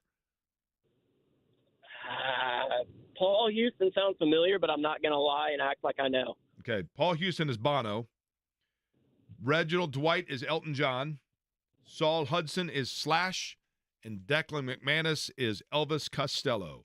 But most importantly, Gordon Sumner is Sting, and you knew exactly that. So you are on your way to see him along with Billy Joel, and Eddie will get your information. Now, let's get to Chris. I said we'd do it at the top of the hour. We can get it in now. Chris, you are a baseball fan, correct? That is correct. Okay. On a 1 to 10 scale, Chris, how big a baseball fan are you? I'd say probably 8.5. Okay, pretty good. Much appreciated. So here's what we did, Chris. Who's your favorite team? Oh, the Cubbies. I thought you said you like baseball. Yeah. Okay. So, Chris, here we go. This is what we did during the break there. We did a snake draft where each of the three of us picked, we had to select teams, and so as a result, we each have 4 teams. Whoever has the team that wins the World Series gets a 6-pack of beer or Diet Coke from the other 2. I'm not going to tell you who has each respective team. I'm simply going to read off to you, Chris, the 3 teams. Please wait until the end, and then you tell me which of the 3 teams you believe has the best quartet. You ready? Okay. Team A is the Philadelphia Phillies, the Baltimore Orioles, the Atlanta Braves, and the Detroit Tigers. Team B is the Los Angeles Dodgers, the Houston Astros, the Milwaukee Brewers, and the Kansas City Royals. And Team C is the New York Yankees, the San Diego Padres, the Cleveland Guardians, and the New York Mets. It was definitely not C. Okay? Give me A again. Was that the Phillies? A is the Philadelphia Phillies, Baltimore Orioles, Atlanta Braves, and Detroit Tigers. B is the Los Angeles Dodgers, Houston Astros, Milwaukee Brewers, and Kansas City Royals. Well, I feel like the Dodgers are probably the team to beat, but they seem to choke every year, so I like A with the Phillies. Wrong answer. Hell yeah, Chris. Chris, Wrong I'll answer, Chris. I'll give you half my 6-pack, Chris. So I got the Phillies, I got Cute Fella, I got the Atlanta Braves, and Detroit. I agree with you, Chris, 100% about the Dodgers. They're just so banged up in their pitching staff is the question mark. And there you are correct in the fact that they do seem to – it is crazy. And I like the Dodgers. I mean, I'm not a huge Phillies fan, to be honest with you. I'm just kind of meh on the Phillies, but – As you can tell, I had the Dodgers, Astros, Brewers, and Royals. Jimmy had the Yankees. Shocker. I mean, they were there. I'm not going to pick against my favorite team in a beer bet or any kind of bet for that matter. That is why, Jimmy, I'm stunned that you, as the degenerate that you are, you should know that the first thing you need to do in these situations is you got to go with your the head and not the heart, right? I mean, look, I realize it's not like the Yankees I didn't pick are a 40 7 there. seed, Right. but I would throw the seeding out the door and just look at the entire landscape of baseball right now. You could make the argument firmly for the Dodgers because of how much talent's on that roster and because they've been having health scares all season long, and it looks like they're getting healthy at the right time. But you look around the entire rest of baseball, and it's what people love about this sport and love about the postseason. It could go any which way. Correct. And that's part of the reason why. I just hope this. Like, my pick, I'm left with Cleveland, Kansas City, or Detroit, and, like, two of them are wild card teams. So at least with Cleveland, I'm guaranteed a spot in the DS with that. And let me give you the scenarios or the matchups that I don't want to see. In the World Series or just in general? In the World Series. Okay. And then I'll leave it with this. I'll give you guys a couple of matchups that I don't want to see.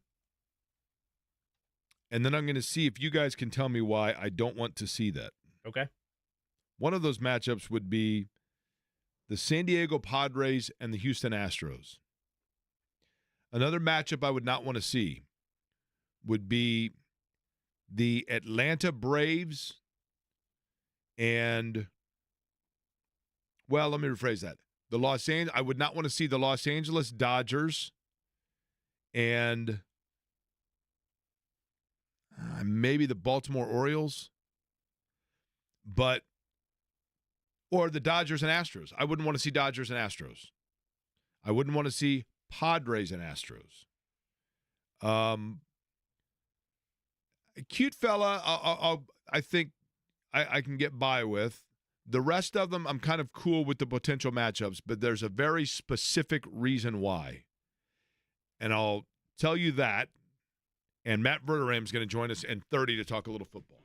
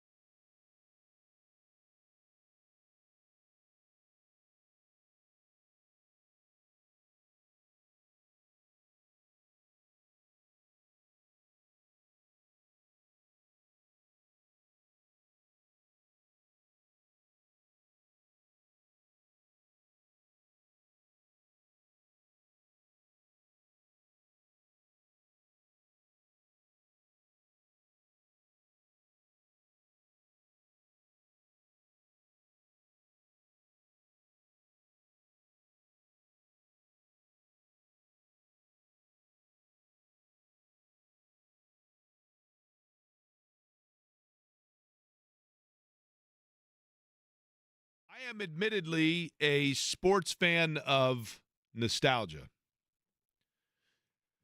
Maybe I'm just getting older. Maybe I am just emotional or nostalgic by nature. But there are, as I mention a lot, it's probably a tiresome theme that I opine on this program. But I do believe that part of sports is just like the magic of the first time that you saw sports, or reawakening in you, the kid in you, of getting excited about certain things. And when I think of the World Series, now the first World Series that I remember watching, that I can vividly recall, I don't know that I remember specifically Reggie Jackson's 3 home runs off 3 different pitchers on 3 pitches in the World Series. I honestly don't recall if I remember that happening live or just like knowing of it within a window of when it happened. I absolutely can recall the Dodgers and Yankees playing each other in the 78 series.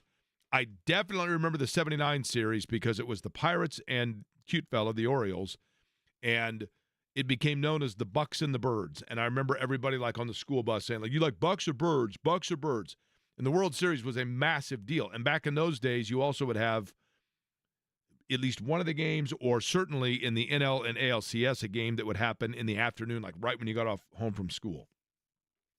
But when I think of the World Series and I think of memories of watching it and the tense moments of it, you know, Game 6 in '86, and, you know, the Mookie Wilson play, on a sidebar, one of the most incredible and surreal moments of my life when it comes to the World Series was many years after. And I've told this story before, but it bears repeating.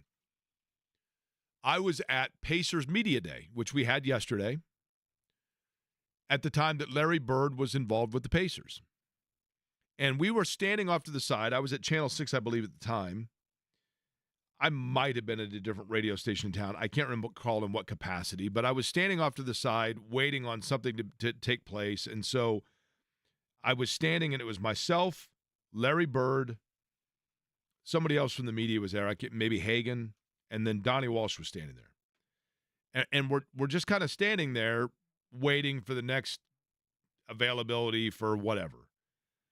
And so I just asked Larry Bird, almost as a time filler, I said, hey, Larry, and I don't know Larry Bird other than just in that professional capacity, right? I'm not pretending that I'm like buddies with the guy.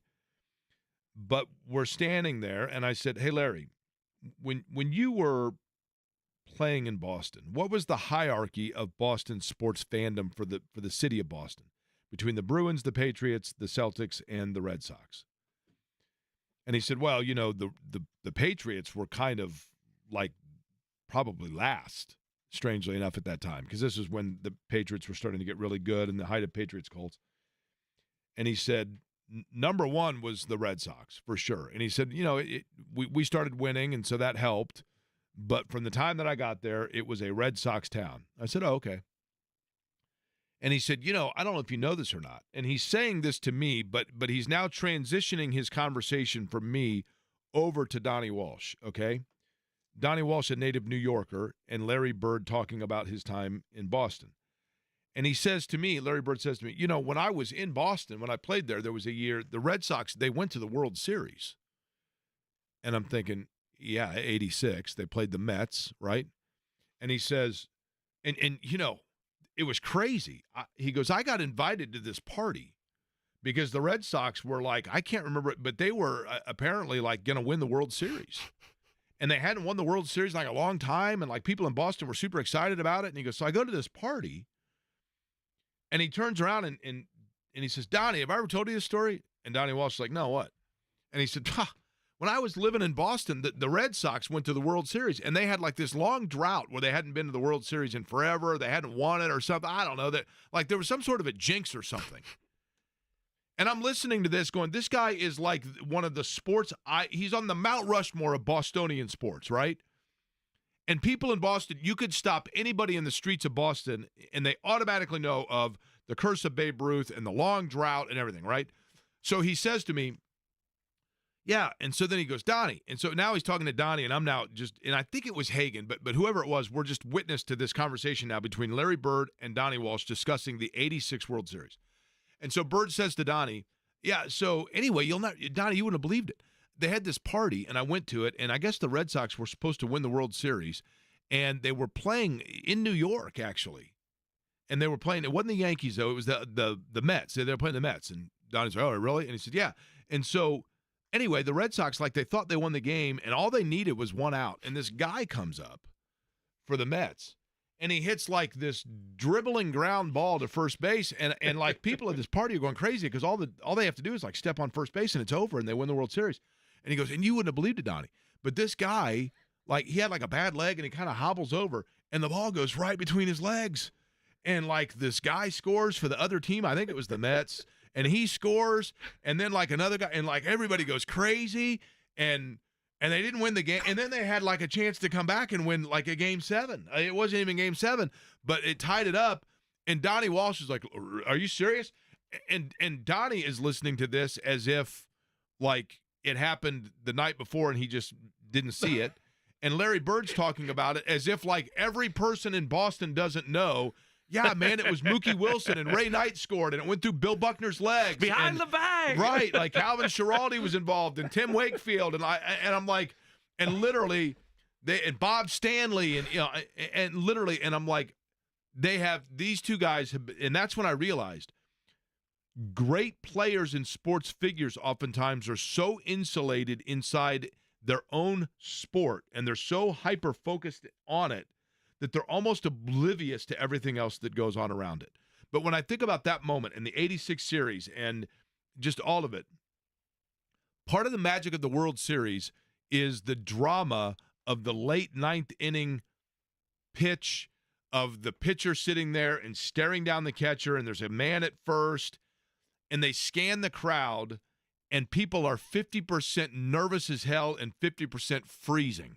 And they're bundled up in a hoodie, and they've got on a jacket that has the theme of that year's, the We Believe or whatever that year's, and they're huddled together, and but they're so tense, but nobody wants to leave, and there's this chill in the air, and that's the magic of October. That's the magic of the Fall Classic.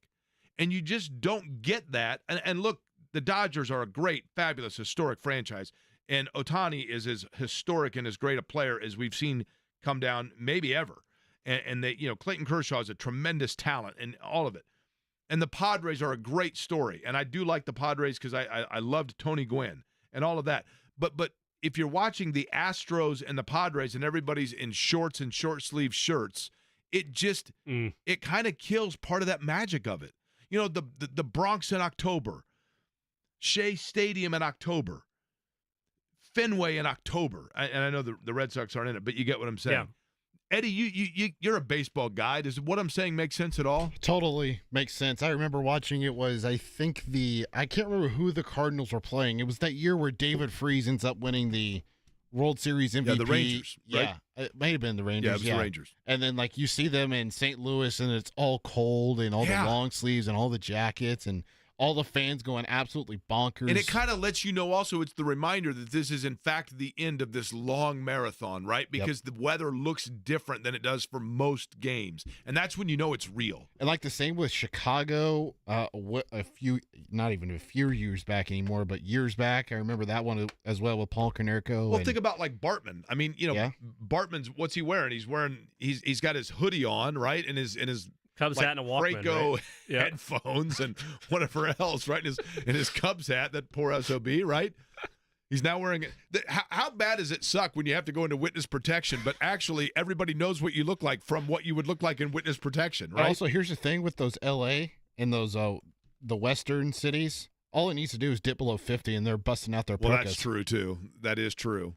But I don't know. I mean, it would be cool. The Tigers would be cool. I mean, they're red hot. They're a great story. It'd be great for that city. Although I'm still a little bitter that they won it in 84 because I thought the Cubs should have won that year, and I was kind of a Cubs fan that year because my mom's a big Cubs fan, and Leon Durham had kind of his Bill Buckner moment, and there you go. But the other thing that happened in baseball, obviously, and we're going to talk NFL, and Matt Verderam's going to join us bottom of the hour. We talked about it earlier, but it's worth revisiting, and that is quite frankly, the complicated legacy of Pete Rose. And I know that we had Lance McAllister on. That's going to be available on the podcast center on the station website at 1075thefan.com. But as a player, Pete Rose was, between the lines, everything that you would want in baseball. And there are many stories. Eddie has his own. I have my own of Pete Rose in terms of his personality. And I think Lance McAllister said it well. This is a guy that embodied and represented the neighborhood from where he came. Blue collar, hard worker, probably not a Rhodes Scholar, but never met a challenge that he didn't want to face. True competitor between the lines at all times. Every pitch was a competition. And, ask Ray Fosse. I mean, you're in the All-Star game and you come barreling around third and it's an exhibition game and it's like, no, that guy's blocking the plate. I'm going to knock him into next week and jeopardize his career because I'm in a competition. And that's how he became, I don't know if you'd say the greatest hitter of all time, because longevity comes into it to an extent, but certainly the most accomplished. I mean, the hit king for sure. And all of those things that he embodied between the lines, you would say that he's an immortal. And he is an immortal, even regardless.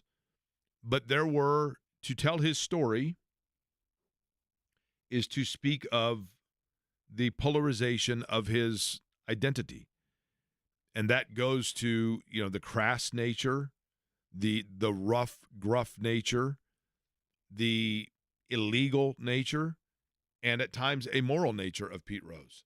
And all of those things, you cannot tell the story without telling it in totality. And that's why the Hall of Fame discussion, which I know in sports talk radio is like the low-hanging fruit that, is kind of a lazy narrative, but to get into should Pete Rose be in the Hall of Fame? But on this day, it is obviously of discussion because I mentioned it last night. If the reason that Pete Rose is ineligible for the Baseball Hall of Fame is cited as being because only members of baseball eligibility can be considered, he was not eligible in baseball activity and event because of a ban that he agreed to that was a lifetime ban from baseball. If that is the case, and if he signed and agreed to a, quote, lifetime ban, then in that context, one would think that he is now eligible because he served his time. A lifetime ban would expire at the end of his life. But the language in it is a permanent lifetime ban. And the word permanent changes things because it means a permanent ban. It is my belief that perhaps some of the other things that have come out about Pete Rose are also incentive for baseball to keep him out of Cooperstown, but the gambling aspect of it is that under which they frame it, but that other things have compiled since then that leave him out.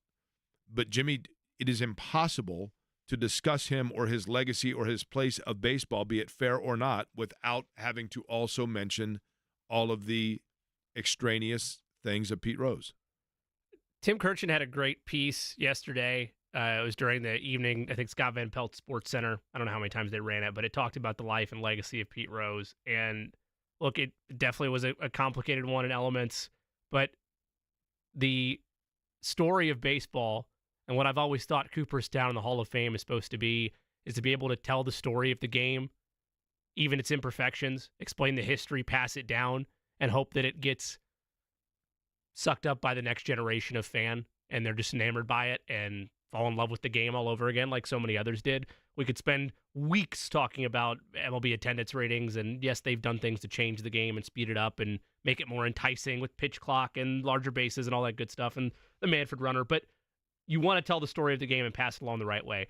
You could convolute the Hall of Fame argument as much as you want. I've always said, and I've thought this since I was in middle school, well, if you're going to tell the whole story and you're that worried about the holier-than-now aspect of the game, make a separate wing, or as our guest earlier, Lance McAllister, who was great, that podcast up on the Podcast Center, brought up, put it in as many bold letters as you want on his plaque, why he was infamous in so many different ways, or if it's somebody from the steroid era, yeah, this was a separate thing that we don't condone, but it happened, and you can't take away the records that they were. My biggest thing of frustration is, and Jake, maybe you're right, maybe it is the other stuff over the last 10, 15 years that have resurfaced, allegations of rape, whatever the case may be, maybe that added on to it. If it's just the gambling aspect of it, though, and by the way, to be fair, it was allegations of statutory rape. Yeah. To clarify, sure, right, and not that right, but it's an important. Yeah, it is an important. But go ahead. Clarifier. But if it's just the gambling element, and Lance brought it up, the fact they won't even let the Baseball Writers Association of America hear him out, or the Veterans Committee hear him out, and then if they say no, okay, fine, that's really all you can do. But if it's still the gambling element, yes, players, managers, there's laws and signage all over parks that it's something you can't do. But when I look around and I see, hey, bet $5 win 100, like I see all the bonus bet ads and the way that sports betting, I'm an active gambler. We have a Plays of the Day segment. Like, I enjoy it, but I see the way that it has been embedded in sports culture, and it's like, that's still your hang up right now after all these years. Then, I know. It wasn't then, and I think. But they've still never heard him out.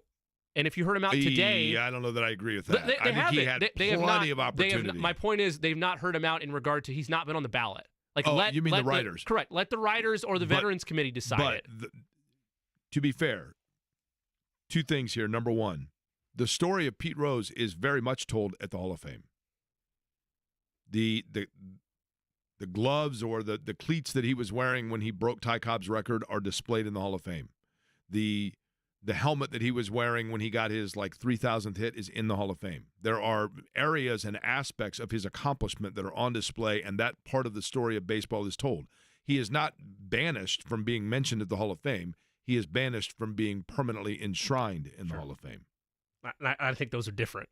Like, I think when you have a cornerstone piece of baseball history, it's different than here's the helmet he wore versus he is among. But no. But what I'm saying is, if you are saying that they are not telling him as part of the baseball story, that is not an accurate statement, because the baseball story is told in physical evidence of his existence within the Hall. They are not revering, and I get why they're not. If it's the gambling allegation, not he's admitted it. He said he did it. They're not allegations anymore.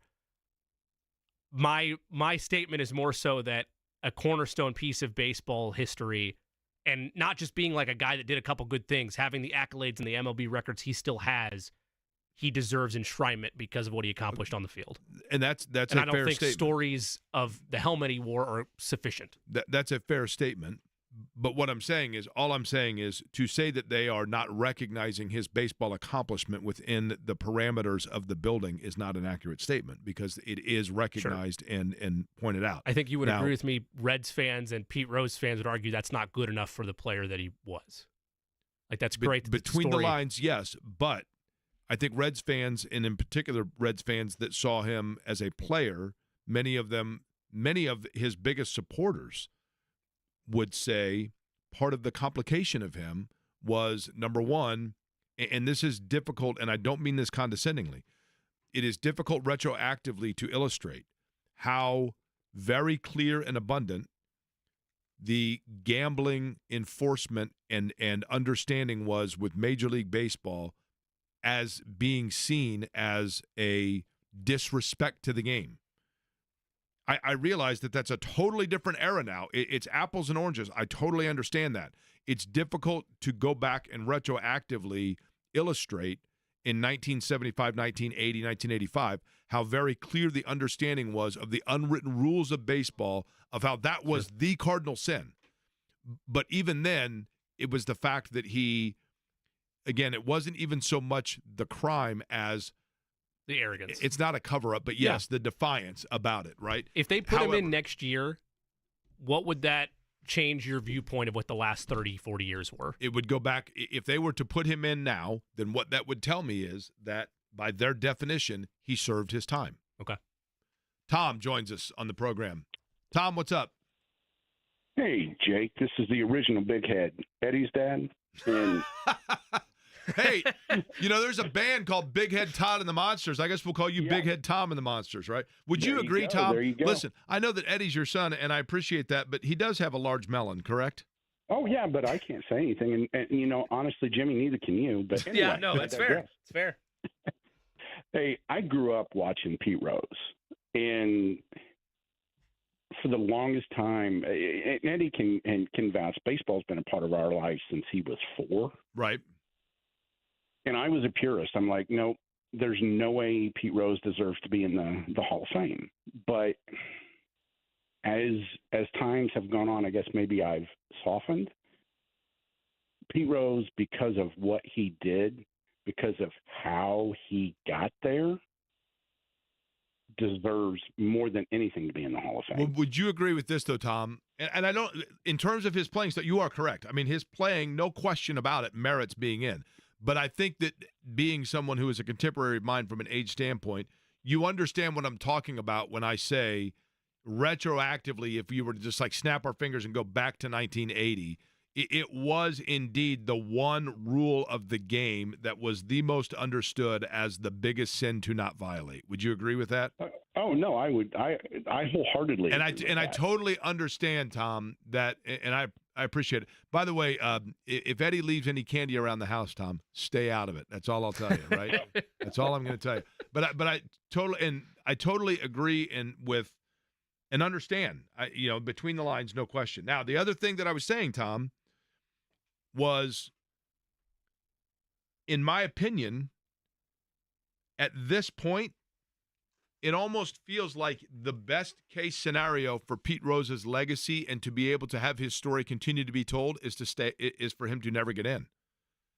Because you mentioned the 4,256 hits. You mentioned the 17-time All-Star and the Gold Gloves and the sliding head first and the intensity and all that. That gets mentioned every time now that anybody gives the case and the argument of why he should be in the Hall of Fame. And the same is true of Shoeless Joe Jackson, who many people say was illiterate and didn't really understand what was going on with the Black Sox scandal and all of that, right? And so Shoeless Joe Jackson is more known amongst baseball circles today than is Oscar Charleston, who's a top 5 player all time from right here in Indianapolis, or Dizzy Dean, or Christy Mathewson. Any of those names, Shoeless Joe Jackson is mentioned more so than virtually anybody because of the fact that he is the anomaly. And for Pete Rose, if they were to enshrine him tomorrow, 100 years from now, he kind of just becomes another that sounds crazy to say about the Hall of Fame, but he becomes another Hall of Famer. Whereas if he's 100 years from now, people are still having that conversation about him, and therefore his records, his accomplishments, his dedication, the way he played the game still gets mentioned, still gets talked about. I just still feel the same way about Pete Rose that I do the steroid era. Like, it's baseball once again, and Jake, maybe you're right. I mean, if they're Cooperstown, you're sending key pieces of game memorabilia there, and like they're still telling stories in that regard. But the idea of keeping out Hall of Famers and the steroid era, again, I know it's a element of we talk about in the summer once or twice a year, and that's it. But baseball so often totally distances itself from large chunks of its history that I would almost rather them just own it, put it in a separate wing. I don't care. Call it the Hall of Infamy in the other side of the Hall of Fame at Cooperstown. I don't care. But this whole thing of pretending things didn't happen, like, you're probably right, Jake. Maybe his argument and his legacy is better being out, but the overall story and sacredness of the game of baseball, I don't know that you can properly illustrate that without without having that other era in. My buddy Andrew just chimed in with a good point that says, baseball looks like hypocrites because of the relevance and the support and the sponsorship. That's what I brought up earlier. Yeah. Except for this, though. Even with that, sure. Does baseball now condone gambling? Sure. But it doesn't mean that they're condoning their players gambling. You still, if remember the whole Shohei Ohtani thing to start the year. Correct. That was the very first thing that started MLB season. That's right. And they investigated it heavily, right? If they found out that Clayton Kershaw was betting, was going on FanDuel right now or BetGM or any of them and betting on the Dodgers, he would absolutely be penalized. It's not like they'd say, well, that's cool. No, he would be, you know what I mean? It's so, yes, I understand that the attitudes about their gambling holier have changed. Than thou stance gets undercut a bit because of what it was 30 years ago of, we can't possibly have this around the sport, to, hey, live bet the next pitch. It wasn't that we can't have it around the sport as much as it was he was doing it on his team. Sure. It was and then when he was asked about it, he not only said, like, I didn't do that. It was he was defiant about it, right? Great player. No question about it. And defaced my 76 Cincinnati Reds World Series champion poster, which is awesome. By the way, I had no idea that was my dad until Seriously? That's hilarious. Yes. How do you not recognize your dad's I name? was sitting there and I answered the phone. I wasn't really paying attention to the voice. I was more concerned about, all right, what do you want to talk about? What's your name? And Wait, then, so you didn't know until he said, "I'm Eddie's dad" well, on the air? then it hit me. I was like, wait a second. You don't know your dad's name? It Does hit you- me. okay, let me ask you this. And then it hit me. I was like, Does- oh, that's probably my dad. When your dad texts you, does he sign it Dad? No, he doesn't sign his text at all. My dad, That's a certain age. almost everyone my age, when they're my mom Yeah. or dad, either one texts me. My mom doesn't, but my dad will text me and sign it with Dad. One of my Yeah, Dad, I one of know, my I've got older it. brothers always use the subject line in text messages, and I don't even know how he does it, but it's like in bold and the text message. There's a happens the subject rest- line in Oh, text yeah, messages? you have to ask him. I don't know how he Wow. pulls it off, but yeah. Matt Verderam's the subject of our next segment. That's because he's our guest, and we're going to talk NFL next.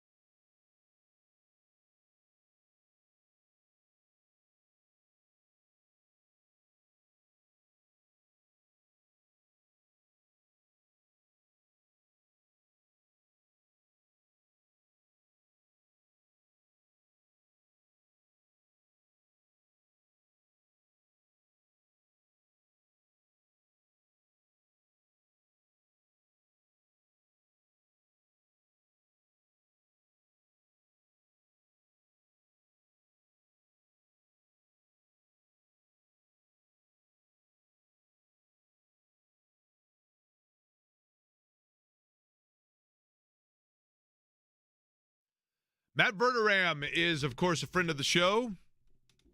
He is an NFL writer for SI. He joins us on the Express Pro Tire and Auto Guest line. Along with his vast NFL knowledge, he is an enthusiast of the New York Knicks. So, Matt, before we get to the NFL, I will simply ask you this. The Karl Anthony Towns trade, but moving Julius Randle and DiVincenzo, you are on board with it, or you have cautious concern regarding it? I mean, look, I'm kind of so with it. If it was just Towns for Randall, I'd be thrilled. It's not, and that's not against Julius Randle. Like some Knicks fans, I know have a lot of issues with him. I actually think Julius Randle is a really good Knick. I mean, a couple All NBA teams, but it was always in the playoffs. Like you get in the playoffs, and you always felt like he can't function in a playoff game. So in that regard, I love that they got Towns. It'll space the floor. I think overall it's probably a net positive for him, but I am a big Dante DiVincenzo guy. So losing him really kind of sucks. But I think in the end, does it make them better? Usually in the NBA, if you get the best player in the trade, you usually win it, and they got the best player in the trade. So I can't really complain. All right, fair enough. Okay, let's get to the NFL. Karl Anthony Towns, by the way, with the way the ball movement happens for New York, I worry that he might slow down the ball movement, but that's beside the point. Fabulous player, you are correct. Well, if you've seen Julius Randle, you know that the ball movement sure. for sure. Black hole, right? Yeah, you're right about that. Okay, so let's begin with Indianapolis. The thing about the Colts, I think that people here, Matt, were frustrated by the loss to Green Bay because you thought you had that one when Jordan Love was not available. They dropped to 0-2. They're now back to 2-2. It's going to be a roller coaster with Anthony Richardson, but I feel like the slow starts of others in the AFC by default are going to keep Indianapolis at the least in the wild card conversation, health assuming, of course, for the majority of the season. You agree with that? Yeah, I do. I do agree with that. I think, look, even if Richardson has to miss some time, Flacco is one of the best backup quarterbacks in football. We saw that last year when the Browns were able to make the playoffs. I think right now the biggest thing with the Colts is defensively they got to get better. I mean, defensively they've been a sieve. They're dead last in yards per game allowed. I had Latu picked as my defensive rookie of the year, and he's not been quite the impact player I thought he would be yet, although it's early. They need to get to a point where, okay, look, the defense doesn't have to be perfect. Can you give up 20, 21 points a game, something like that, where the offense, if you feel like on most weekends, if you go out and score 24, you're going to win. Look, they, to their credit, I thought played well against Chicago defensively for the most part. I thought the Steelers game, I thought they played well early, and then all of a sudden it turned into a game where nobody could stop anybody. Look, I think the Colts are going to be in the mix because when you look around the conference, you've got Kansas City, Baltimore, Buffalo. I still think Cincinnati, Houston. And then it's a bunch of teams in that middle ground. The Colts, the Jets, the Chargers, the Steelers, the Browns, maybe. It's all those types of teams. So, yeah, they'll still be right there in the mix. Matt, back end of next month into November, the Colts go Texans, Vikings, those on the road, Bills at home, Jets on the road, Lions at home. That's a gauntlet in and of itself. But you mentioned looking around at where they'll likely be a 6 or 7 seed in all likelihood. I think that the Texans wind up winning the South. That means you need to stack wins where you can. The mess that's in front of them in terms of quarterback play and just struggles galore, Jaguars, Titans, Dolphins. How critical is this 3-game stretch for the Colts knowing the gauntlet that awaits them in the back end of October into early November? Oh, it's massive. They got to win these games. Like you have to win these types of games. Jacksonville is a tire fire. I mean, there's no other way. I don't think if people haven't watched the Jags, I don't think they truly understand what that team is right now. Matt, I don't understand this. Like, I was saying this earlier. I feel like I wasn't wrong in the moment, but now retroactively I'm wrong.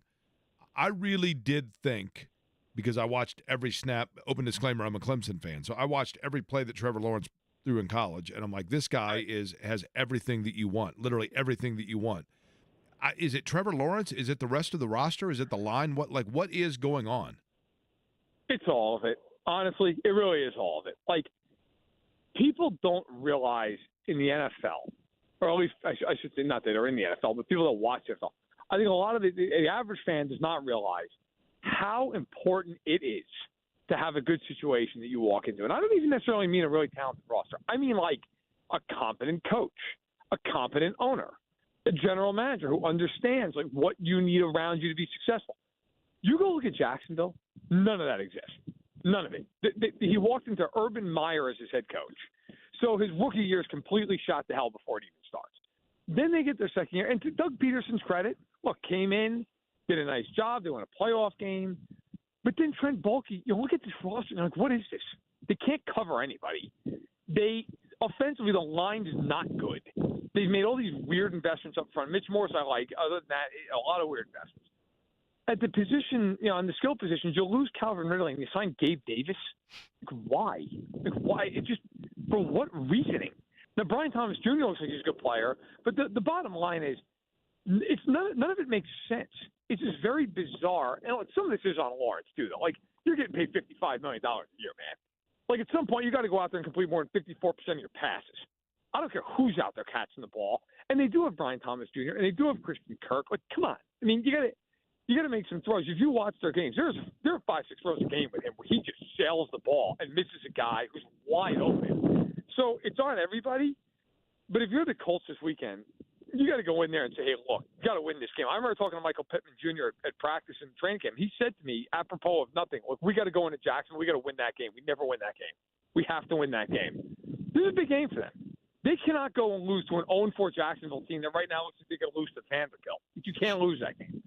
If you put Truth Serum, Matt Verderame is our guest on the Express Pro Tire, the by the way, Tire Fire. Yeah, it's important. Right? There's no tire fires with CarX Tire. That's right.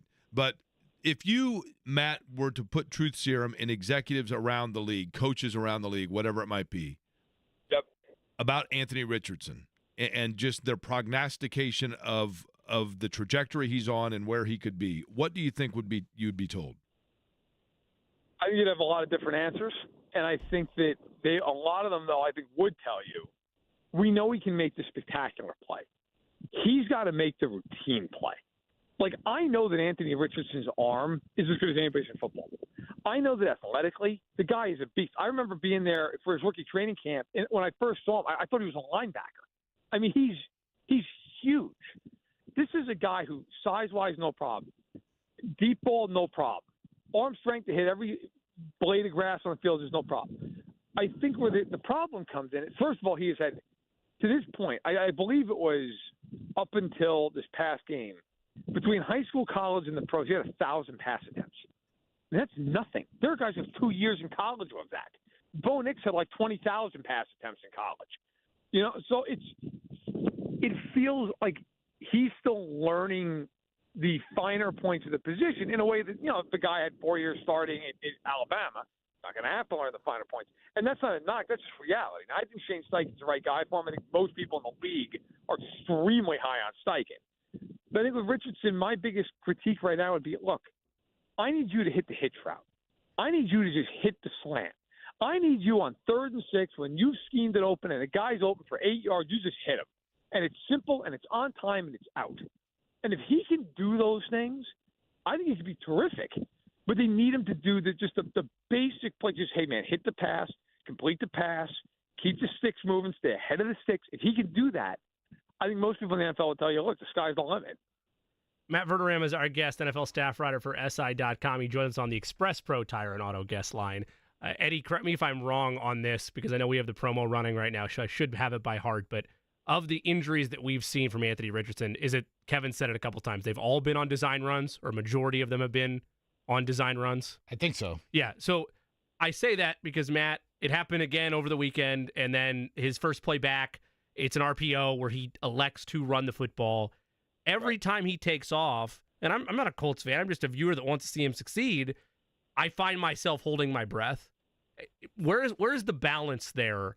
Or do you have to, as he put it, Shane Steichen said in July, he doesn't want to take away Steph Curry's 3-ball. That's what makes him special. Will we ever get to a point with Anthony Richardson where you don't have to hold your breath every time he takes off and runs?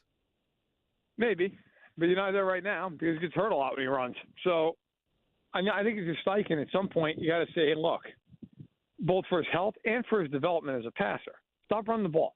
throw it. Now, you don't want to totally take him out of what he does. Like to Steichen's point, there is a reality too. We're like, this is what we drafted this guy for. He's a dual threat. And we're not just going to sit there and shackle him and say, well, no, now you're going to just sit there and you're going to play like you're Kirk Cousins. Like, I get that. At the same point, I do think there has to be a juncture where Steichen sits him down and says, look, man, we need you to stay in the pocket more, throw the ball. And that's on us too. Like, we're going to call fewer design runs. But unless there is a necessity to run the football, I want you to stand there and throw the ball. Because that's the way you're going to improve as a passer. That's the way this offense is going to take the next step. And you're going to stay healthier. So, look, I mean, and that's something, by the way, other guys have gone through. I mean, Josh Allen, early in his career would take off to drop a hat. Now, he still is a big runner. But if you look at Josh Allen this year, Josh Allen's not run a lot this year. Josh Allen's 106 rushing yards. He's not run, and he's got 22 attempts, but a bunch of those are sneaks. So I think you do have to pick your spots. And otherwise, you're going to have a guy who doesn't develop as fast as a passer, and you're going to have a guy who gets hurt. It's just the facts of the sport. Matt, when you look at the AFC, I think most people would agree to this, and you tell me if you disagree. Top three teams in the AFC at this point, I mean, Kansas City, in no particular order, but what, Kansas City, Buffalo, and then would you put Houston there, or would you say if they get the ship righted the way they're going here, Baltimore, who would you have as your top, let's say, 3, 4, 5? Yeah, I mean, I'll put them in. I think Kansas City, despite all their issues with the injuries, that team, they're like the Pats for all those years. Until somebody beats them, right? It's them. Understood. Somebody's got to go in there in January and beat that team, and good luck. I think Buffalo for me is 2. And then after that, I think you could argue Baltimore or Houston. You could go either way there. I would say Baltimore only because I think Baltimore, when they really get going downhill, that team is just they're brutal. I mean, go ask Buffalo how that went on Sunday night, where if you can't stop them run the ball, they'll do it all night. Like, there are teams that will run the ball well for a drive, then they'll just stop running because they get bored of it. Baltimore would run the ball 70 times if they could do it. So I would say Baltimore. Houston, I think Houston has more talent than Baltimore, but Houston has not played great the first month of the year. And then number 5, I know they're 1-3. I still think it's Cincinnati. Cincinnati, to me, is the type of team. They could get into the playoffs as like a 6 seed, and they're a nightmare. Like that's the classic. Like, they're a 6 seed, and they go play Buffalo in the first round, and they plow the Bills up in Buffalo. You know, like what? Well, yeah, because they're the Bengals. When they get in the playoffs, they're dangerous as hell. Now, how far off is Indianapolis from this group that we're talking about? I think Indianapolis is right in that next group. I think there is a gap. I think there's a gap because right now the problem I have with Indianapolis is against any of those teams, with maybe the caveat of Baltimore, although Baltimore against Indianapolis might run for 300 yards. Those other teams are just going to spread Indianapolis out and be, okay, stop me from throwing the ball. Do it. I mean, whether it's Mahomes or Allen or Burrow or so, they're just going to spread them out. They're going to get all those corners on the field. They're going to go, okay, stop it. Do something about it. And the Colts defense has shown they to this point, can't stop them. I mean, Fields went berserk in that game with Pittsburgh. So, like, I think the Colts are in that next group of, like, the Colts, the Jets, maybe the Chargers, you want to throw them in there, Pittsburgh. Again, if Cleveland could ever figure out anything at quarterback, Cleveland. You know, if the Dolphins were healthy, I think it's that. But I'll say this about the Colts. I picked them to make the playoffs before the year started, and I'm not coming off that. Like, when I look at the Colts, if they could get Richardson going and healthy, one thing about them that would be scary in the playoffs is Steichen's a really good coach. And you could just have a game where he has a great game plan, and they hang 30 on you, and you lose. And that's it. I mean, I believe that. I still think that offense has a gear or 2 gears that they can get to that they haven't gotten to yet.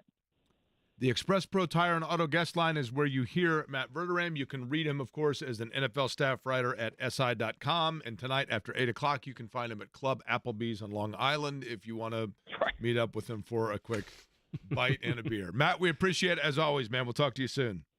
You got it. No problem. All right, Matt Verderame joining us on the program. Always a good conversation. And I agree. You know, Baltimore is one of them. I agree with him about Baltimore. Like, that's just – it is amazing to think that there would be anybody in the league that thought Derrick Henry didn't have gas left in the tank, right? And just that He is the perfect player for that franchise. Yeah, I mean, Perfect. he fits to a T, as Matt mentioned, though. It all depends on, are you able to stop Baltimore running the football, and can you get them to a point where either they get frustrated or, like in the AFC Championship game last year, they abandon it altogether. And to your point about Buffalo, like, I thought their schedule was kind of weak to begin with. That blowout that Baltimore was able to put on them didn't surprise me one bit. I'm fascinated to see what happens with the Bills going forward. You got plays of the day next? Of course we do. All right, Jimmy's plays of the day are next.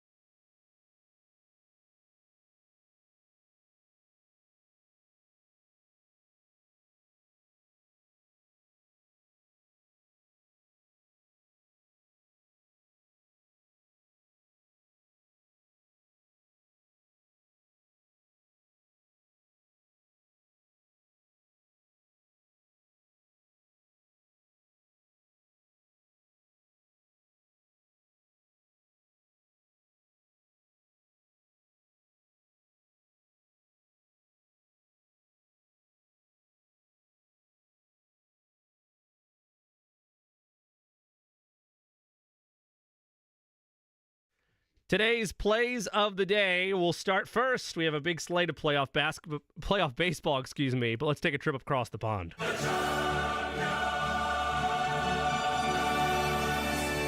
Match day 2 of 8 in UEFA Champions League. Just one play here. Give me Arsenal to win on the money line over PSG. Now back to America's pastime and playoff baseball. Let's take the Milwaukee Brewers to win on the money line over the New York Mets. I will also take, give me Cute Fella. Eddie? Jake? Hey, root for me the Baltimore Orioles to win on the money line over the Kansas City Royals. Look how cute I am. We'll lay 1.5 on the run line for the San Diego Padres to cover, I should say, over the Atlanta Braves. So lay 1.5 on the Padres there. Also in Brewers Mets, give me under 6.5 strikeouts for Brewers pitcher Freddie Peralta. Eddie, any plays from you? Ooh, that's a dangerous one there, Jimmy. I do like the Padres tonight. I was also on them -1.5 just because I think that Braves bullpen is a little taxed after that doubleheader yesterday. They've got the 2 games yesterday, fly it over to San Diego. Yeah. And Padres have been the best team in baseball since the All-Star break, so I like that -1.5. Good bet. Today's plays of the day, of course, brought to you by the fine folks at Greenfield Signs and Lighting. Greenfield Signs, a professional comprehensive sign company with 2 locations in central Indiana. They'll take your signage ideas and take hold of the project from design all the way to delivery. Family-owned and managed business for more than 4 generations. You don't often get a second chance to make a first impression. Make the most out of your first opportunity. Go see the fine folks at Greenfield Signs and Lighting. For more information, go to greenfieldsigns.com. Those are your plays of the day. By the way, Jimmy, I don't know if you heard or not. Jake asked me while you were out who I thought would make the World Series. I said the Padres and the Yankees. I did not hear that. Yep. Nor did I. But that would be a rematch of the last time the Padres were in the World Series, would it not? 2000? Or not 2000, 98? Yep. That's right. JMV has walked in. This postseason just John's really wearing boring. a sweet Is it gonna be Roslyn boring? Bakery. I want that too. It's going to be fun. You know what else is depressing? Why is this not still around? Well, I mean, there are a couple seriously? of factors that went into play there, but yes. huh? A couple of factors Yeah, that there went was. into play. What are you talking about, I mean, John? come on. Roslyn Bakery. Well, the audio medium can't see that. What? The radio I audience mentioned can't he's see wearing a t-shirt. Roslyn Bakery T-shirt. I didn't hear that. All I heard was Cool. all I heard Well, was you're only them. the producer. What do you- All I heard was them. I didn't hear bakery. Did you guys see John Amos died today too? Did he really? Yeah, James Evans Sr., son he of was- what a bad 5 days. Boy, he These was- last 5 he was days great, can kiss man. my butt. He was Seriously. great. He had a contract dispute on Good Times, and that's why they wrote him off the show, He got right? sick and tired of them writing dynamite lines for JJ, Yeah. for Jimmy Walker. No, He got what sick and he tired was of in? it. He was in something else. What He was in was Coming to America, Okay. the dad. Yeah, he was the dad. Yeah, in there you go. Die Hard 2. Yeah. He was, what else? He was in Roots, I He's think, one of too. those guys, to be honest with you, that, in 1974, he looked like he was 65 years Yeah, old he did. by 30, right? He was awesome, though. He delivered some great He did. lines on Great Good actor. Times. Great I actor. thought, to me, I think he's one of the greatest television fathers of all time. I'd agree with that. And they killed him in a car wreck. I mean, they did it. I thought They it was did it as quick and as ridiculous as possible. I thought they said he had a heart attack. Was it a car accident they said he had? Car accident, Yeah. yeah. Remember He was- they were having that party. He was coming home, and Mrs. Evans, we regret to inform you that your husband James Evans Sr. has been killed in a car accident in Mississippi. That was the damn episode. He was. You want to talk about tough love, man? With those in that show, he was great. He always took his belt off, I ready did to love whip that. somebody's butt. I loved Good Times. ready to Absolutely loved fight. it. What's lined up on the big program, John? Chris Welch is going to join us on the Reds Television and Radio Network. Played for Pete Rose, I think in Pete Rose's final season when Pete Rose actually played in 1986, and had a really good story I thought on X a little bit earlier today about Pete Rose. So I wanted to get somebody that actually has been on the field with him, certainly for a year in 1986. So Chris is going to join us, and we'll talk about the Colts injury situations as they continue to mount. We don't even know, about obviously Richardson or Taylor, but Right. Tyquan Lewis is bad today. And I'm going to bring back – I get sick and tired of hearing, and hopefully you guys didn't say it because I didn't hear it if you did, but Pete Rose wasn't complicated. There was zero complicated. He was one of the greatest baseball legacy players, is complicated. if not players of all time, and he also acted like a butthole to everybody. Right. Most, not everybody, but most. Yeah, I don't What's think he was. complicated I about think that? That's like he was direct. His we can find legacy as a 15 result is guys that complicated. acted like a butthole to everybody outside here. So There was nothing complicated about it. I always thought you just view him as a player, and then everybody says, well, he chose to do it. Well, he probably changed his mind, right? Right? He chose to do it at that moment. Well, he made money off of being banned. What would you do? Make money off of being banned. So shut up. He signed the agreement, though, John. That's the thing. We all sign agreements. When's the last time you signed an agreement and then thought otherwise further down the road? Has that ever happened? I was bound to. What about this agreement right here? You remember when I had? What about our agreement here? Remember when I had a non-compete once? You remember that? And you were like, "You like that agreement? Huh? You like the non-compete? No, but I signed it. Did you? Yeah. What else you gonna do? That's my point. So therefore, what else was he gonna do? He signed the agreement. Now he did.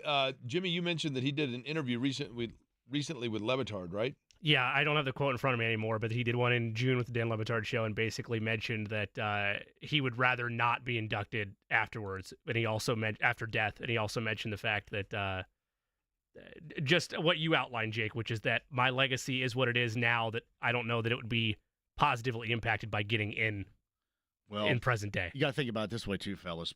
It would affect lazy-ass radio talk show hosts everywhere. Oh, that's what I said. He is topical for much longer by not being in than he would be in. You lost Bob Knight last November. I mean, that took out a swath of them around here, and then what it ends up doing, John, is then at the end of it, then lazy people have to say, what's the Mount Rushmore of stories we can't use anymore? Yeah, no, I don't. Call in now. Wait a minute. Mike Greenberg is probably writing that down right now. Wait a minute. Let me write that down. Here's a tease for it. The quote was, to be honest with you, I wouldn't want to go into the Hall of Fame. My name is synonymous with the game of baseball. I have all the records. That rose in July on Dan Levitard Show. John's up next. We will be back with you at noon tomorrow. Thank you for listening to Query and Company.